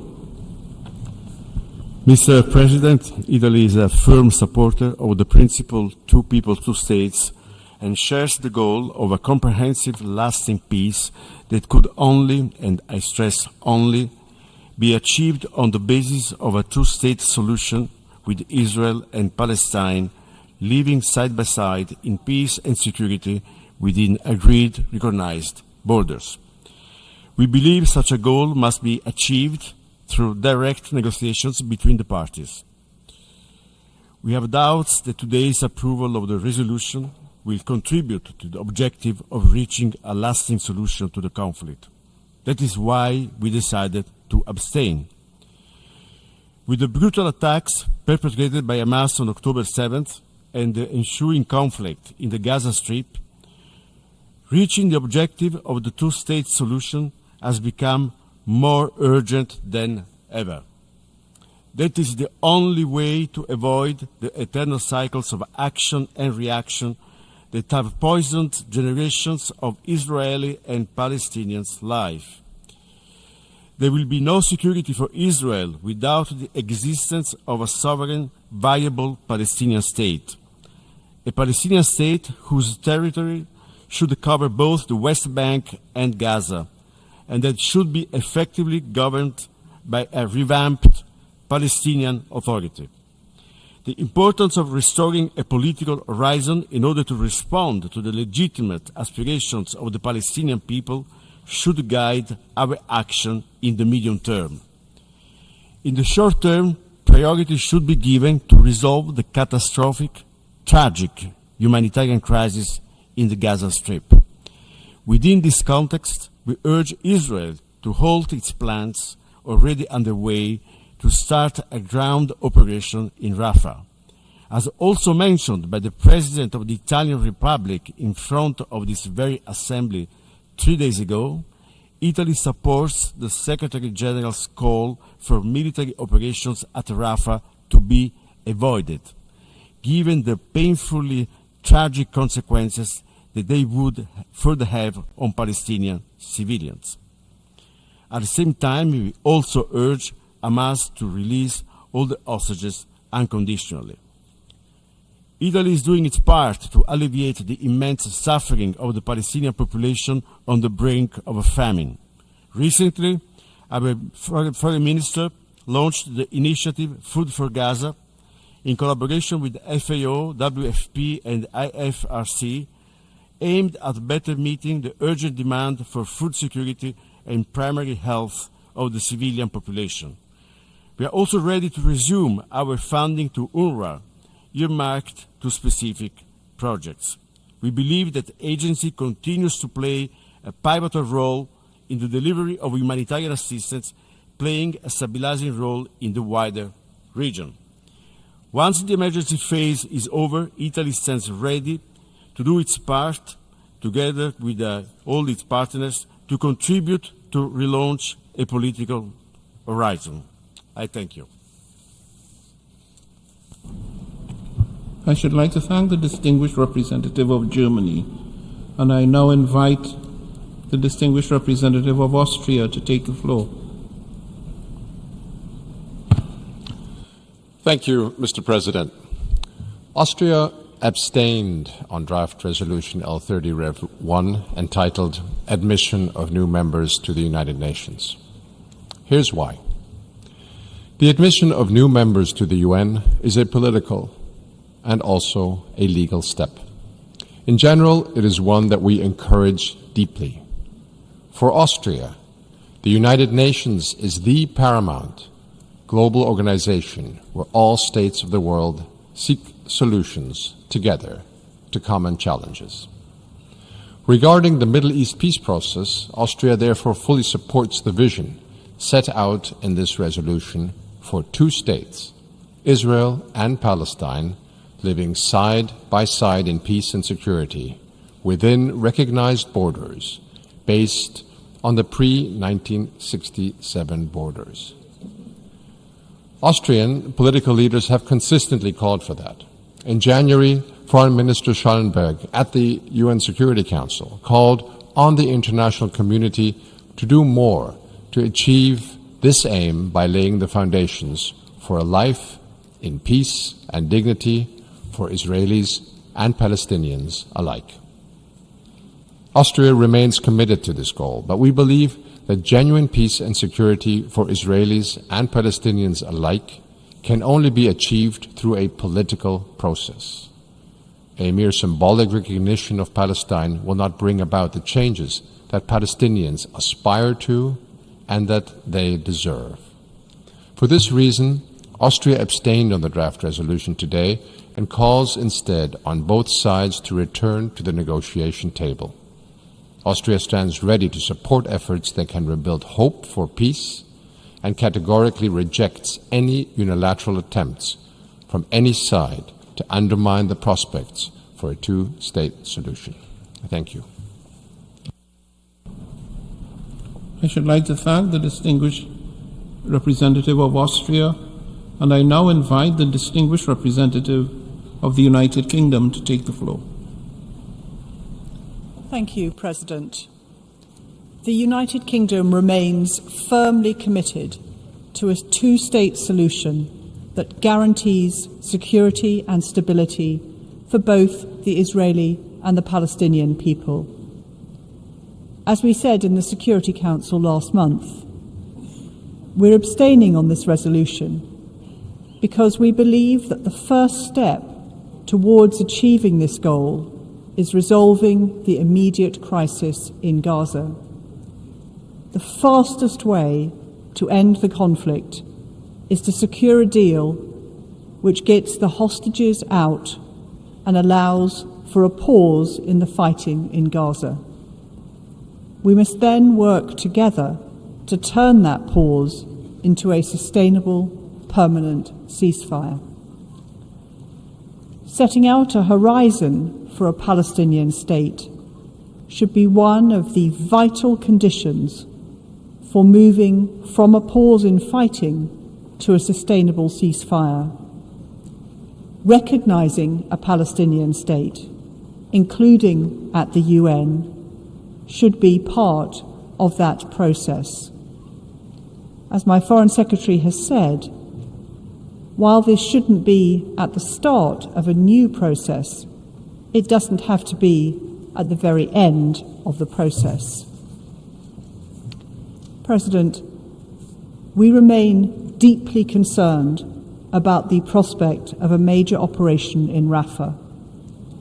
We are clear that we would not support this unless there is a very clear plan for how to protect civilians who must be safe and able to access food, water, and medical care.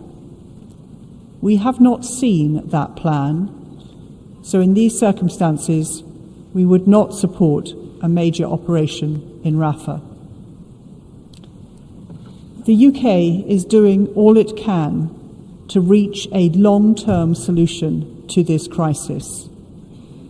In addition to our support for a deal which would secure a pause in the fighting and the immediate release of all hostages, we are pushing as hard as we can to get aid to Palestinian civilians, working with partners to de-escalate the situation in the region and building momentum towards a lasting peace. The UK has offered the Palestinian Authority our support as the new Palestinian government implements much-needed reforms. An effective Palestinian Authority is vital for lasting peace and progress towards a two-state solution. And just as the PA must act, so too must Israel. This means releasing frozen funds, halting settlement expansion, and holding to account those responsible for extremist settler violence. Last week, the UK announced a second package of sanctions targeting individuals and groups directly responsible for egregious violence against Palestinian civilians. The Israeli authorities must put a stop to this. President, in conclusion, we will continue to work urgently to bring the Gaza conflict to a sustainable end as quickly as possible, and to build a credible and irreversible pathway towards a two-state solution and lasting peace. I thank you. I should like to thank the distinguished representative of the United Kingdom for his statement, and I now give to the floor the distinguished representative of Iceland. Mr. President, in 2011, Iceland and Palestine established full diplomatic relations after the Icelandic Parliament passed a resolution in support of recognizing the state of Palestine as a sovereign state. Since then, Iceland's position on Palestinian statehood has been clear. Iceland has consistently called for a two-state solution where both Israel and Palestine live side by side in peace and security and mutual recognition.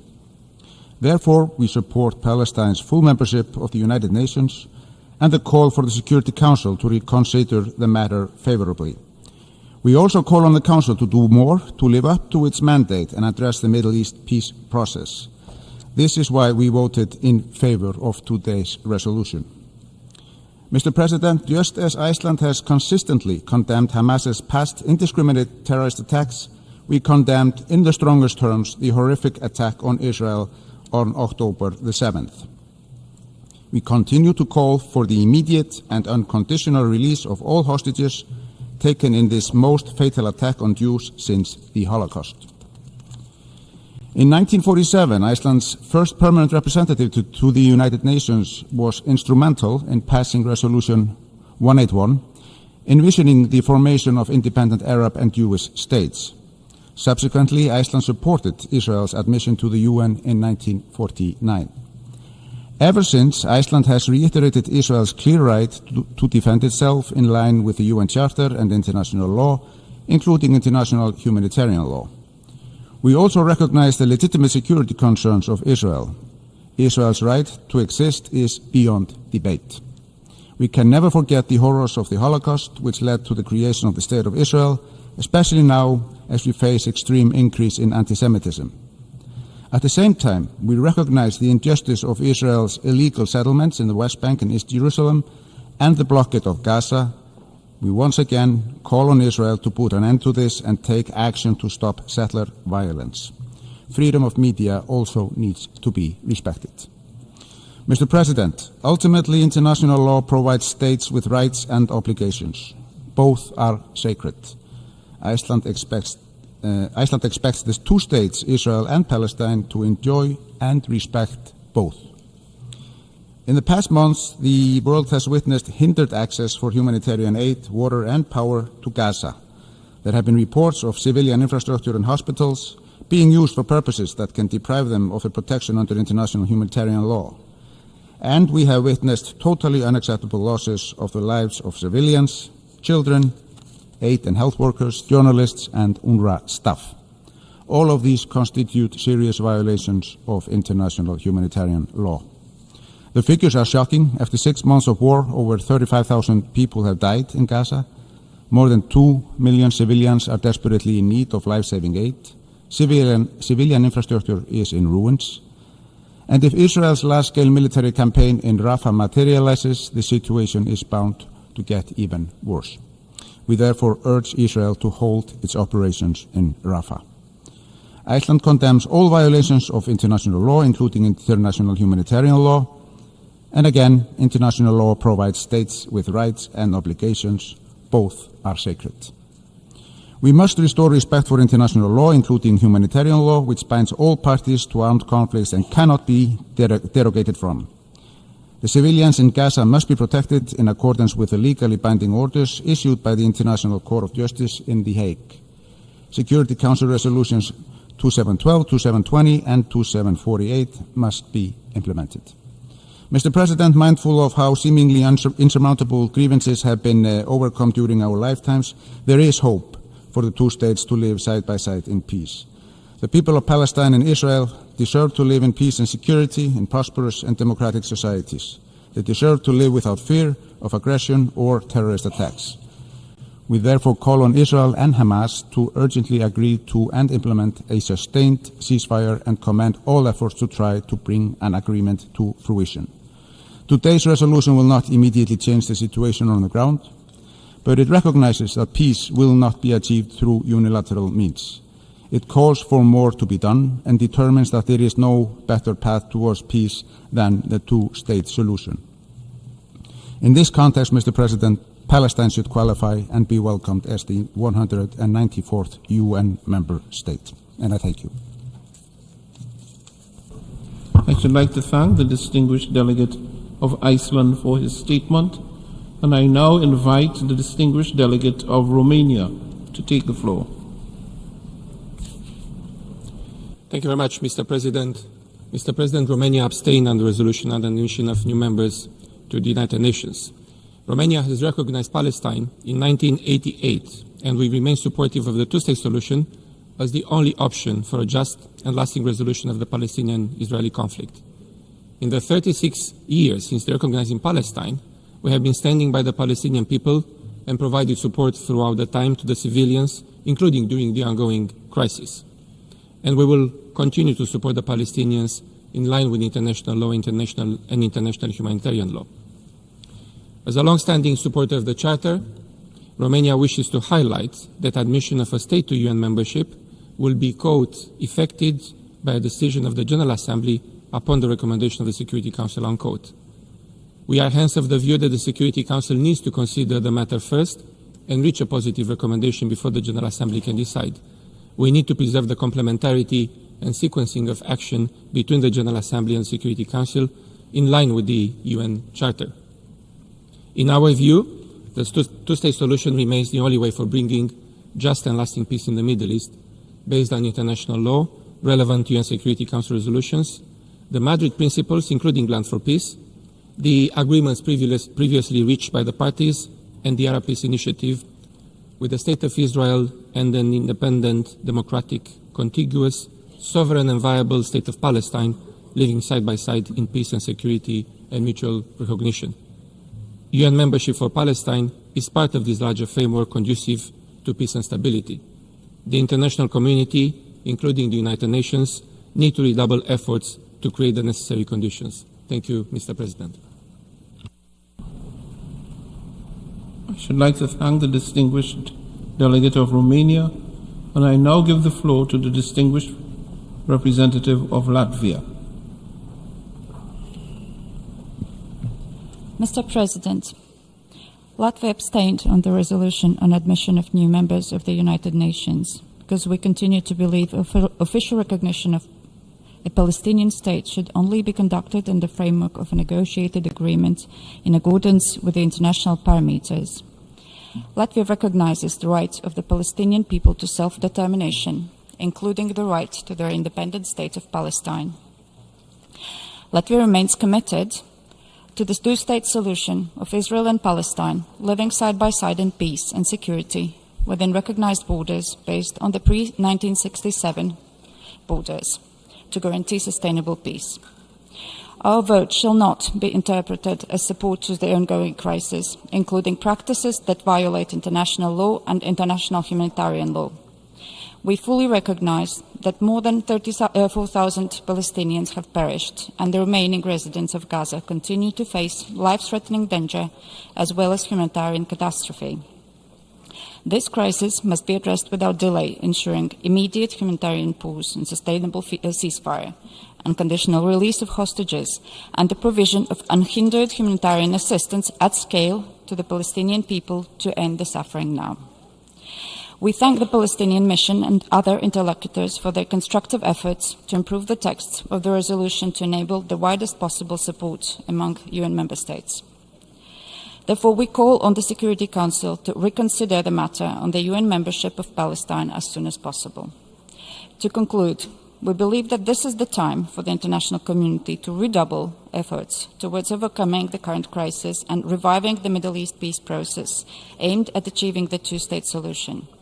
Meanwhile, it is important to enhance political and practical support to the Palestinian people and the Palestinian Authority as their official representative at the foundation of a future state of Palestine. I thank you. I thank the distinguished representative of Latvia, and I now offer the floor to the distinguished representative of Greece. Mr. President, the horrific terrorist attacks against Israel on October 7, 2023, the suffering of innocent civilians both in Israel and Gaza, as well as the wider instability in the Middle East that ensued, reminded us that the price of inaction of the international community is too high. Our positive vote today is in line with our long-standing principled position that the resolution of the Palestinian question should be mutually agreed on the basis of a two-state solution, an independent and viable Palestinian state living side by side with the State of Israel in peace and security in line with relevant UN resolutions. We strongly believe that creating a viable political horizon for the Palestinian people while also guaranteeing Israel's security is the best way to end violence and to combat extremist and radical ideologies. We believed that the resolution adopted today can contribute to the creation of the international political environment to achieve these goals. We would like to clarify that the vote of Greece today is without prejudice to the membership of Palestine in the United Nations in accordance with the UN Charter, as well as to its present status in our bilateral relations. I thank you. I should like to thank the distinguished representative of Greece for his statement, and I now invite the distinguished representative of Luxembourg to take the floor. Monsieur le Président, le Luxembourg a voté aujourd'hui en faveur de la résolution présentée par les Émirats arabes unis, par laquelle l'Assemblée générale recommande au Conseil de sécurité de réexaminer favorablement l'admission de l'État de Palestine comme membre des Nations Unies et confère des droits supplémentaires à l'État de Palestine en attendant son admission. En votant en faveur de cette résolution, le Luxembourg a fait un choix clair. Nous avons voté en faveur de la paix et de la solution à deux États. Cette solution est seule à même de répondre aux besoins de sécurité de long terme d'Israël, ainsi qu'aux aspirations légitimes des Palestiniens à un État. Nous remercions la Palestine d'avoir renforcé le langage de la résolution, réaffirmant l'appui de l'Assemblée générale à la solution à deux États, avec Israël et la Palestine vivant côte à côte, en paix et en sécurité, à l'intérieur de frontières reconnues, sur la base des frontières d'avant 1967. La résolution que nous venons d'adopter à une très large majorité donne un nouvel élan à tous ceux qui s'engagent pour la paix. Notre ministre des Affaires étrangères se rendra en Israël et en Palestine à la fin du mois pour appuyer ces efforts. Nous saluons les travaux en cours au Conseil de sécurité à l'initiative de la France pour relancer l'action diplomatique en faveur de la solution à deux États. Nous espérons que le vote d'aujourd'hui rapproche cet horizon politique. En parallèle, le Luxembourg est en train de se concerter avec ses partenaires européens au sujet de la reconnaissance de l'État de Palestine. Nous voyons cette reconnaissance comme une mesure additionnelle en appui à la solution à deux États. Le vote de ce matin donne aussi une lueur d'espoir à la population civile à Gaza et aux familles des otages. Nous continuons de nous tenir aux côtés de toutes les victimes. Nous réitérons notre appel urgent pour la libération immédiate et inconditionnelle de tous les otages, un cessez-le-feu durable et un plein accès humanitaire. L'Assemblée générale l'a dit clairement dans sa résolution du 12 décembre 2023. Nous remercions la Palestine d'avoir inséré une référence à cette résolution dans la résolution que nous venons d'adopter. Monsieur le Président, la guerre à Gaza et la situation en Cisjordanie, qui est marquée par la poursuite de la politique de colonisation et la violence extrême des colons, démontre plus que jamais la nécessité d'œuvrer à une solution politique au conflit israélo-palestinien. La protection des civils et le respect du droit international et du droit international humanitaire doivent être assurés à tout moment et en tout lieu. Le Luxembourg appelle à la pleine mise en œuvre des résolutions 2712, 2720 et 2728 du Conseil de sécurité, des résolutions de cette Assemblée et des mesures conservatoires indiquées à l'État d'Israël par la Cour internationale de justice les 26 janvier et 28 mars derniers. Nous demandons instamment au gouvernement israélien de ne pas lancer d'offensive à Rafah.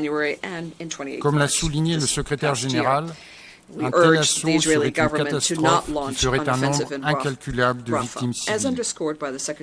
Des dizaines de milliers de civils ont été obligés de fuir une fois de plus sans avoir aucun endroit sûr où aller. Les répercussions d'un assaut à Rafah se feraient sentir bien au-delà de la bande de Gaza, en Cisjordanie occupée et dans toute la région. Monsieur le Président, le Luxembourg est consterné par le fait que la famine se répand à Gaza en raison du blocage de l'accès humanitaire. Nous sommes choqués par les informations faisant état de la découverte de charniers aux hôpitaux Nasser et Al-Shifa et d'attaques des forces armées israéliennes ciblant des civils, des écoles, des hôpitaux, des installations des Nations Unies et d'autres infrastructures civiles. Ces attaques font un nombre inconcevable de victimes civiles. Le manque de respect pour les vies civiles est intolérable et les attaques contre les travailleurs humanitaires et les journalistes sont inacceptables. Le Luxembourg rend ici hommage à tous les personnels humanitaires de l'UNRWA, de l'ONU, des ONG et aux journalistes qui ont été tués à Gaza. La redevabilité doit être assurée pour tous les crimes commis. Justice doit être rendue aux victimes. Il convient ici de rappeler que le fait de diriger intentionnellement des attaques contre les acteurs humanitaires et l'utilisation de la famine comme méthode de guerre constituent des crimes de guerre inscrits dans le statut de Rome de la Cour pénale internationale. À cet égard, le Luxembourg condamne dans les termes les plus fermes toute menace et tout acte d'intimidation à l'encontre de la CPI, de son procureur et de l'ensemble de son personnel.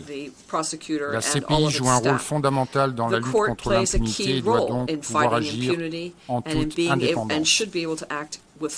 Lutter contre l'impunité n'est pas incompatible avec la recherche d'une solution politique, au contraire. Nous sommes profondément convaincus que la justice est un ingrédient indispensable pour une paix durable dans la région. Pour cette raison, le Luxembourg se joint aux appels à la conduite d'enquêtes indépendantes afin de faire toute la lumière sur les violations du droit international humanitaire et des droits humains dans la bande de Gaza et les territoires palestiniens occupés, ainsi que sur les atrocités perpétrées par le Hamas et d'autres groupes terroristes le 7 octobre 2023. Monsieur le Président, à ce moment critique pour la paix et la sécurité internationale et pour le Moyen-Orient, le Luxembourg réaffirme son plein soutien au secrétaire général Antonio Guterres, aux Nations Unies et au personnel des Nations Unies qui s'engagent sans relâche, avec courage, pour venir en aide aux populations affectées par le conflit israélo-palestinien, pour mettre fin à ce conflit et pour prévenir une escalade régionale. Nous appelons tous les États membres, notamment Israël, à s'abstenir de toute forme de représailles, d'intimidation ou de dénigrement visant les Nations Unies et son personnel. Je vous remercie.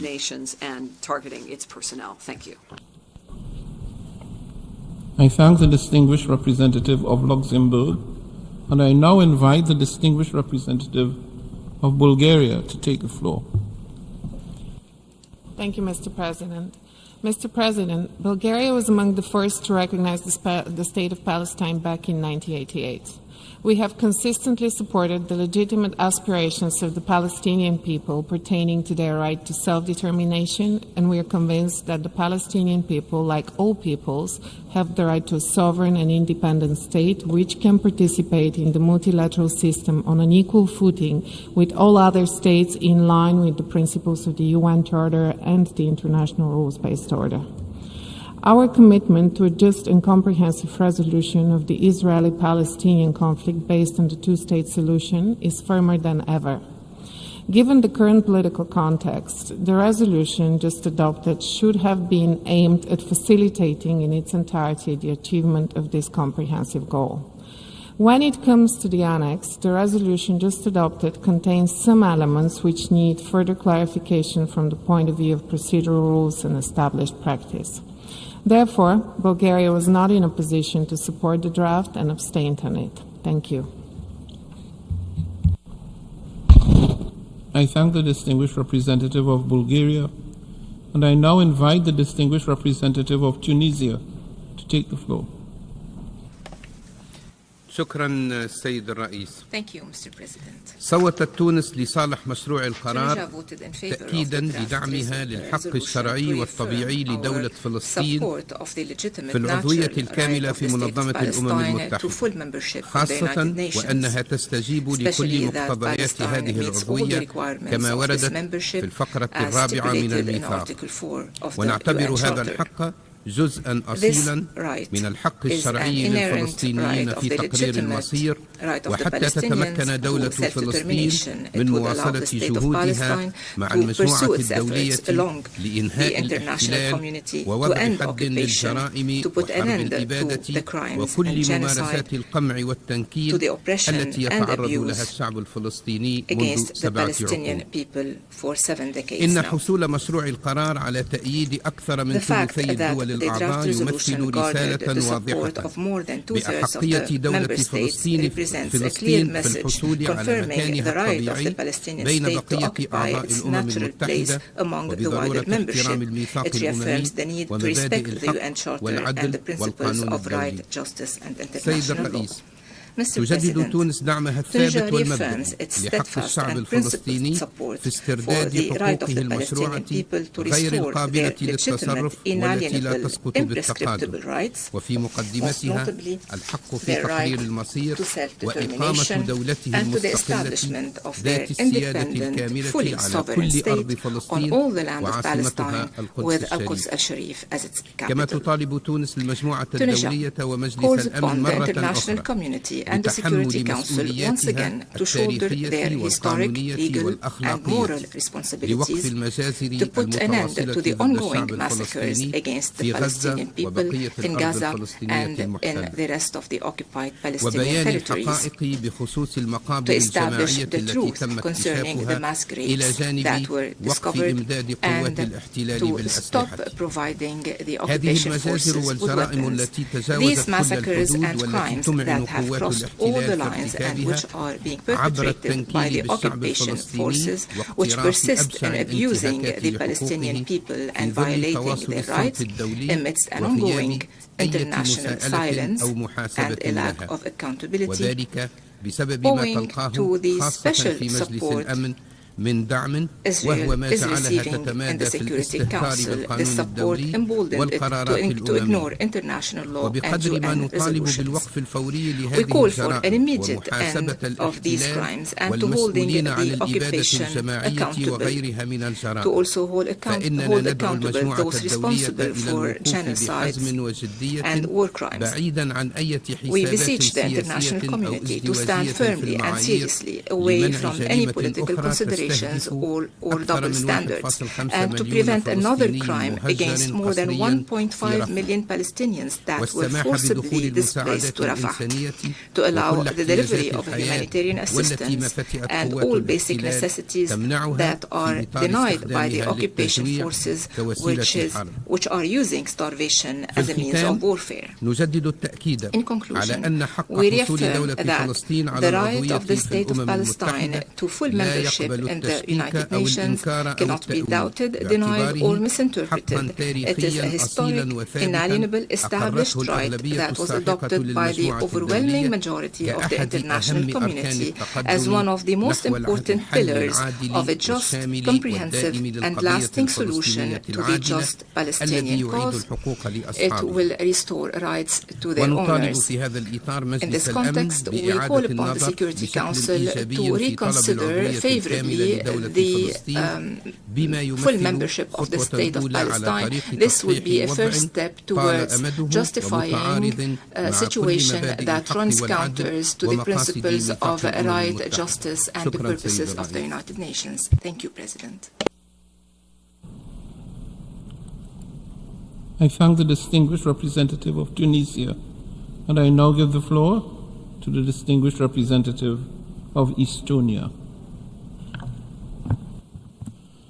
Mr. President, Estonia voted in favor of the resolution in order to reaffirm our unwavering support to a just and comprehensive resolution of the Israeli-Palestinian conflict based on the two-state solution with the State of Israel and an independent, democratic, contiguous, sovereign and viable State of Palestine, living side by side in peace and security. We support revitalizing a political horizon and reinvigorating international efforts towards this goal. Estonia supports granting the State of Palestine additional rights and privileges for participation in the work of a General Assembly without setting a precedent and in full conformity with the UN Charter, i.e. excluding the right to vote and putting forward candidacies to United Nations organs and maintaining the status of a non-member observer state. Estonia's vote in favor does not constitute bilateral recognition of a State of Palestine. I thank you.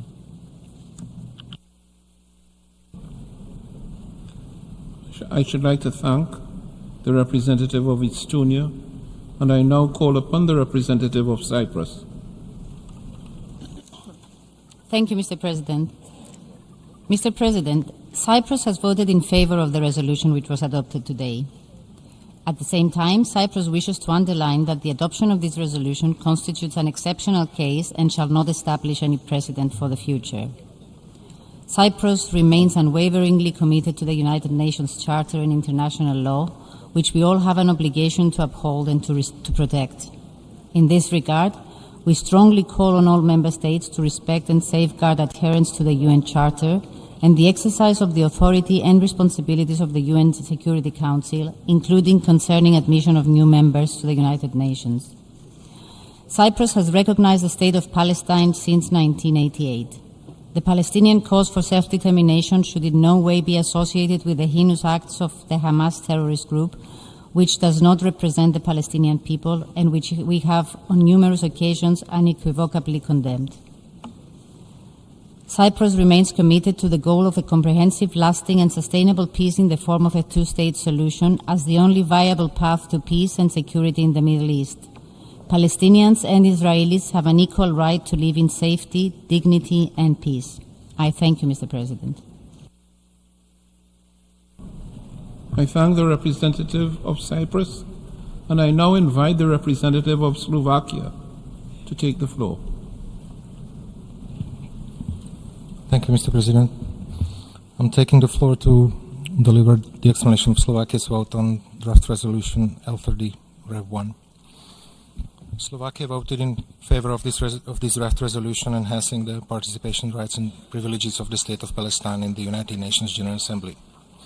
At the same time, we acknowledge that the way towards the membership of the State of Palestine in the United Nations is through agreements that are reached by the parties and after receiving a positive recommendation of the admission from the UN Security Council. Mr. President, my delegation has voted for this draft resolution with the understanding that the modalities foreseen in the resolution are in accordance with the rules and procedure of the United Nations General Assembly and the United Nations Charter. Our decision was guided by the desire to strengthen the cause of peace between Israelis and Palestinians and our unequivocal support for the two-state solution. I strongly emphasize here that Slovakia opposes any attempt to isolate Israel in the United Nations. Mr. President, as we have indicated on other occasions, we condemned in the most forceful way the atrocious terrorist attacks of Hamas on Israel and recognize the right of Israel to defend itself. In the same strong manner, we deplore all loss of civilian life and reiterate the importance of ensuring protection of all civilians at all times in line with international humanitarian law. The recent cycle of violence in the Middle East presents a stark reminder of the need for the resumption and acceleration of the peace process leading to a two-state solution to the Israeli-Palestinian conflict and sustainable peace in the region. We cannot return to the pre-October 7 status quo. To conclude, I want to say that we are worried about the surge in anti-Semitic and Islamophobic incidents in the world since the start of Israel-Hamas war. There is no excuse for anti-Semitism nor for anti-Muslim hatred. Thank you for your attention. I thank the delegate of Slovakia for his statement, and I now invite to the floor the delegate of Poland. Mr. President, Poland understands and has supported the Palestinian people's aspiration for self-determination and statehood for decades. We recognize the Palestinian Declaration of Independence in 1988. We also remain on the side of peace and stability in the Middle East. Both Palestinians and Israelis have lived in fear and suffering for much too long. Mr. President, our country is committed and ready to work tirelessly with the parties and regional and international partners to promote a return to a meaningful diplomatic process leading to a negotiated two-state solution built upon the internationally agreed parameters. The solution which will fulfill the aspiration of both sides. The solution where the State of Israel and independent, democratic, contiguous, sovereign and viable State of Palestine live side by side in peace and security and mutual recognition. In that context, we stress that terrorism aimed at the civilian population is never justified and cannot be tolerated under any circumstances, and that every country has the right to defend itself and its citizens against terrorism in compliance with international law. This is why Poland constantly raises these issues at the UN and all other relevant fora. However, Mr. President, we notice with great concern that the perspective of implementation of the two-state solution seems to be further than ever. Thus, we need to continue supporting Palestinian statehood in accordance with international law. We consider the General Assembly resolution on Palestine's membership in the United Nations as a right and important step in this direction. And this is why we have decided to vote in favor of the document. Mr. President, as a long-standing advocate of the principle of equal rights and self-determination of peoples, as stipulated in the UN Charter, Poland is glad that the adopted document provides additional rights and privileges to the State of Palestine. We perceive this enhanced status as the next step in Palestine's pursuit to a full UN membership in accordance with Article 4 of the UN Charter. We believe that this pursuit is an inalienable right of the Palestinian people. We also believe it is the only realistic way to bring the lasting peace and security that both Palestinians and Israelis fully deserve. And I thank you. I thank the distinguished representative of Poland for his statement, and I now offer the floor to the distinguished representative of Liechtenstein. Thank you, Mr. President. I'm delivering this explanation of vote after the vote on draft resolution A/ES10/L30. Mr. President, we meet today as a result of the veto cast in the Security Council of Palestine's application for UN membership. We were also invited to express ourselves on the issue, in so doing putting on record the position of the membership, including by recommending to the Council to reconsider the matter favorably. As a small state with a strong multilateral perspective, Liechtenstein fully appreciates Palestine's desire to take its place amongst the member states of this assembly. We have worked on equal footing with the State of Palestine in the framework of many essential multilateral treaties, from the Geneva Conventions to the Rome Statute of the International Criminal Court. We also appreciate this opportunity for members of the organization to make our positions clear, as has been the case in previous applications for membership that were subject to the veto. Membership is the question on which the veto has been most frequently cast in the history of the United Nations, while it has thankfully been long years since the veto we are discussing today. As is well known, as the lead proponent of the veto initiative, we have advocated regularly for the General Assembly to take its own action when responding to a veto in the Security Council. Constitutionally, the only course of action for the Assembly is indeed the invitation to the Council to look at the application again in light of the stated will of the membership as a whole. Mr. President, I wish to reiterate Liechtenstein's support for the two-state solution as a prerequisite for peace in the entire Middle East region, in line with the relevant resolutions of the Security Council and General Assembly. It was our clear expectation at the time Palestine became a non-member observer state of the General Assembly in 2012 that this decision was made on the understanding that Palestine fulfilled the basic criteria for statehood under international law. Full membership was at the time not seen as politically feasible, and the observer status granted by this assembly was deemed as a reasonable compromise in the circumstances. Instead, the prospect of membership was seen by some as incentivizing the Palestinian Authority to engage in serious and credible negotiations towards a two-state solution. Unfortunately, since the adoption of the resolution confirming Palestine's status as an observer state, we have not seen progress in the negotiations between the parties. Regrettably, and in part due to the lack of a political settlement between the parties that could have built a constituency for peace, the two-state solution is now openly questioned, both by Hamas but also by members of the current Israeli government who have made clear that they will oppose the creation of a Palestinian state of any kind. Instead, it appears that the lack of progress in negotiations and accordingly in the posture of our organization has strengthened these actors by ensuring that the status quo ante from which they benefit remains in place. They have in turn increasingly created facts on the ground that make the implementation of the two-state solution much more difficult. Given this dynamic, it is thus neither appropriate nor effective to use the denial of Palestinian membership in this organization as a leverage towards final status negotiations. Mr. President, the membership of the State of Palestine in the United Nations would be an expression of the right of the Palestinian people to self-determination under international law. Its reconsideration by the Security Council in light of the criteria contained in Article 4 of the UN Charter is a necessary step in this regard.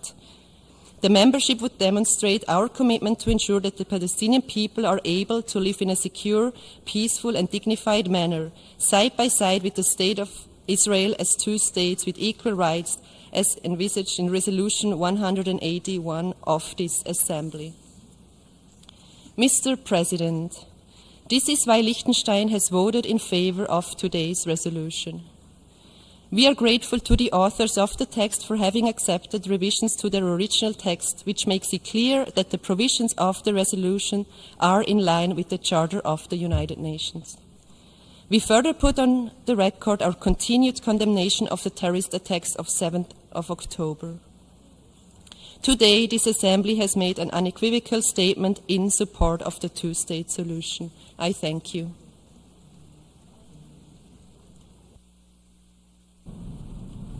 I should like to thank the distinguished representative of Liechtenstein, and I now offer the floor to the representative of the Syrian Arab Republic.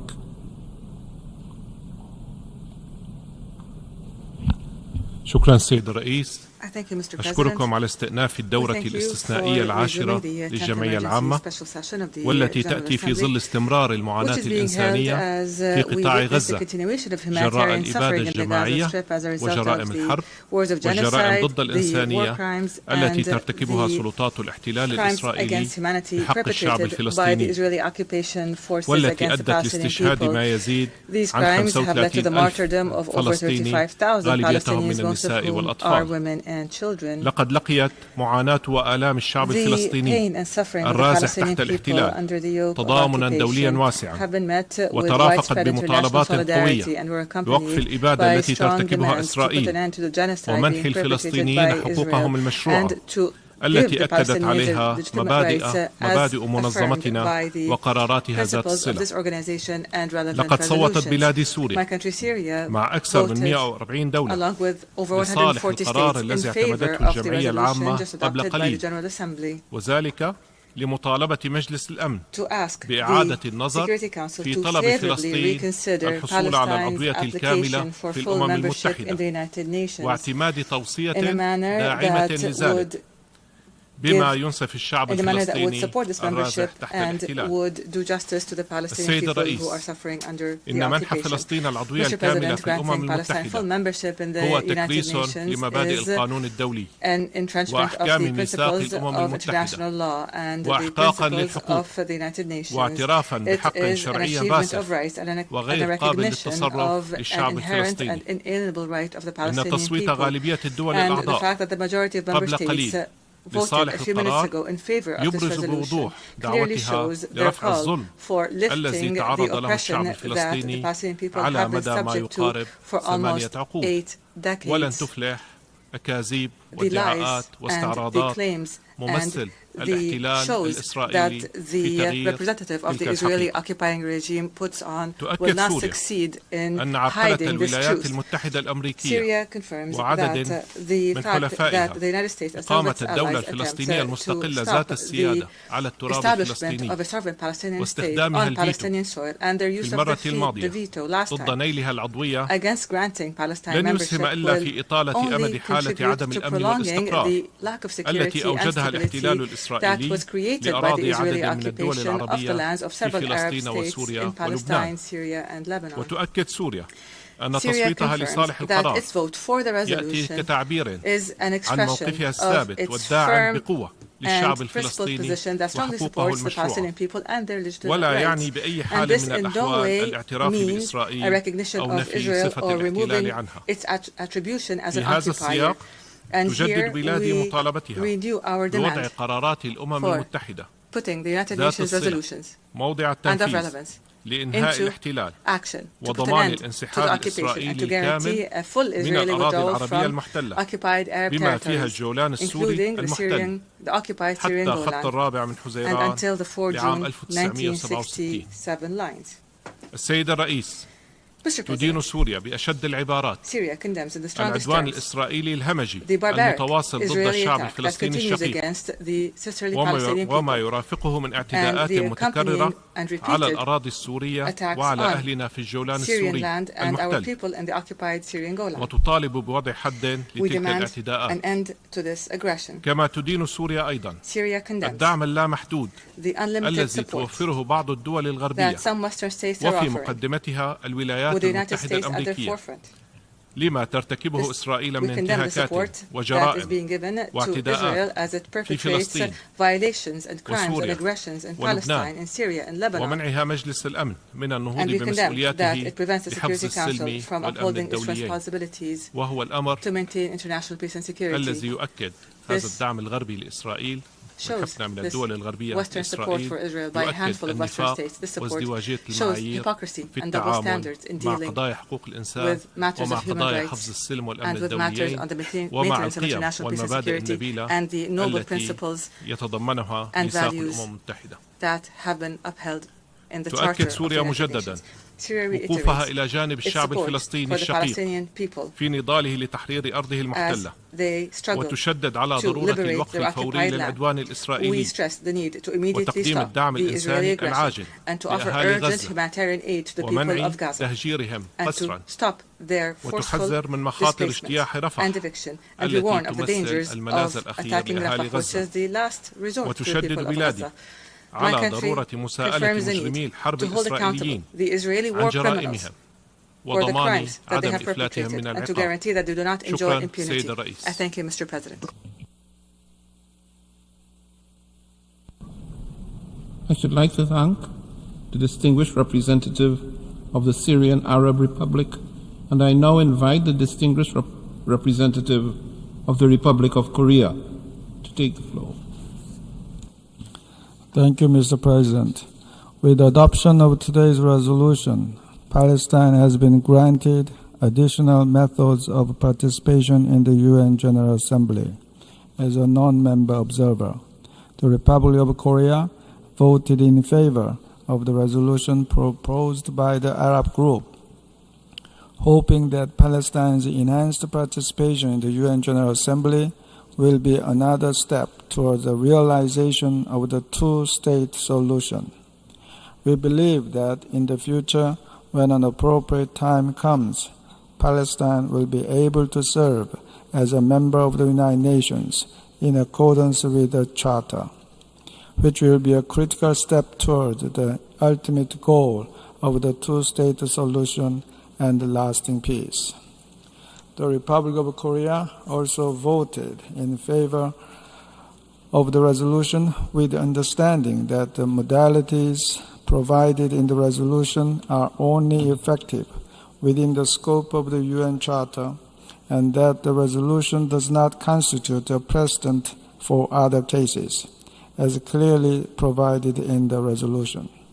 We also note that our vote in favor does not constitute bilateral recognition of Palestine as a state. At a future time that is most conducive to the resolution of the conflict, the Republic of Korea will consider this important matter. Mr. President, more than 7 months has passed since the outbreak of the current situation, triggered by the horrendous terrorist attacks by Hamas against Israeli civilians. The ongoing military operations in Gaza by Israel has caused unfathomable suffering for innocent Palestinian civilians in Gaza.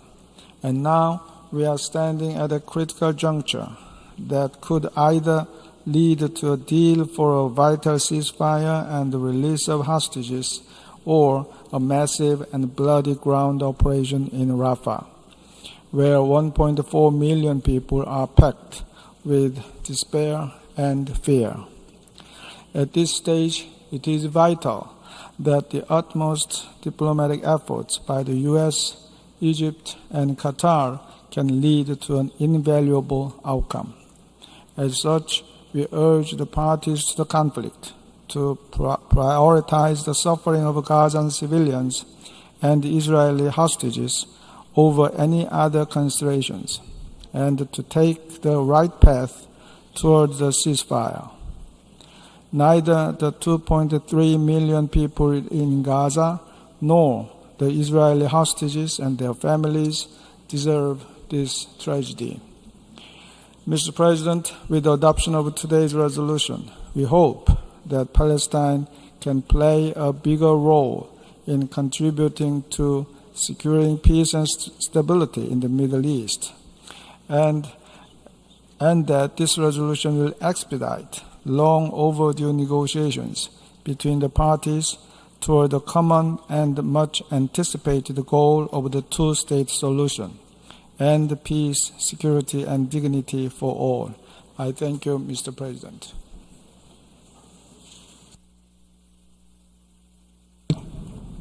I should like to thank the distinguished representative of the Republic of Korea. We have heard the last... I now offer the floor to the distinguished representative of Switzerland. Merci, Monsieur le Président. La Suisse s'est abstenue sur ce projet de résolution par cohérence avec sa position de vote du 18 avril dernier au Conseil de sécurité sur la résolution proposant l'admission de la Palestine comme État membre à part entière des Nations Unies. Nous avions estimé qu'au vu de la grande instabilité prévalant dans la région, cette étape n'était pas encore propice à une détente de la situation. Sans nous y opposer, nous estimons préférable de considérer l'admission de la Palestine en tant que membre à part entière des Nations Unies, à un moment où une telle mesure s'insérera dans la logique d'une paix émergente. Telle admission devra cependant suivre les procédures consacrées par la Charte en tenant compte du rôle du Conseil de sécurité sur la base d'une décision de l'ensemble de ses membres forgée sur leur appréciation commune. Or, à nos yeux, trop d'éléments inclus dans la résolution soumise au vote de l'Assemblée générale aujourd'hui préjugent de l'avis que devront fournir le moment venu les membres du comité d'admission de nouveaux membres conformément à la Charte. La Suisse, en revanche, reconnaît que l'État observateur de Palestine et ses représentantes et représentants à New York témoignent des qualités nécessaires à honorer le statut rehaussé auquel ils aspirent au sein de l'Assemblée générale. Notre abstention ne porte donc aucunement sur les prérogatives décrites dans l'annexe à cette résolution. Celles-ci s'inscrivent dans la logique du statut d'État observateur en faveur duquel nous avions voté en 2012 et que l'État observateur de Palestine a jusqu'à présent adéquatement honoré. Enfin, l'abstention de la Suisse ne change rien à son soutien ferme à la solution à deux États. Nous sommes convaincus que seule une solution négociée aux deux États, Israël et Palestine, vivant côte à côte en paix et en sécurité, peut conduire à une paix durable entre Israéliens et Palestiniens. Monsieur le Président, depuis les actes de terreur perpétrés par le Hamas le 7 octobre dernier et qu'elle a fermement condamné, la Suisse n'a eu de cesse de réitérer sa profonde préoccupation face à la situation en Israël et dans l'ensemble du territoire palestinien occupé. Déjà catastrophique pour la population civile, cette situation risque notamment de s'aggraver tragiquement dans le cadre d'une large offensive militaire israélienne à Rafah. Une telle perspective est inacceptable et la Suisse réaffirme son opposition à une telle opération. Les humanitaires sont trop souvent la cible de violences et d'hostilités. Des attaques comme celles contre les locaux de l'UNRWA à Jérusalem-Est sont inacceptables. Les humanitaires doivent pouvoir faire leur travail en toute sécurité. Le personnel personnel de secours humanitaire et les biens utilisés pour les opérations de secours humanitaire doivent être respectés et protégés à tout moment. Il est essentiel pour les parties de mettre enfin en œuvre les résolutions contraignantes adoptées par le Conseil de sécurité, comme les résolutions 2712, 2720, 2728 ou encore 2334. Le réitère aussi, la Suisse rappelle que les parties doivent respecter leurs obligations issues du droit international, en particulier le droit international humanitaire et les droits humains. Parmi ces obligations, la Suisse rappelle en particulier que le transfert forcé est interdit au même titre que l'utilisation volontaire de la famine comme méthode de guerre. Il est temps de mettre en place un cessez-le-feu. Il faut assurer la sûreté des civils, libérer tous les otages immédiatement et inconditionnellement et permettre un accès sûr, rapide et sans entrave de l'aide humanitaire dans l'ensemble de la bande de Gaza par tous les points de passage. Cette tragédie n'a que trop duré. Il est temps d'y mettre fin. Je vous remercie.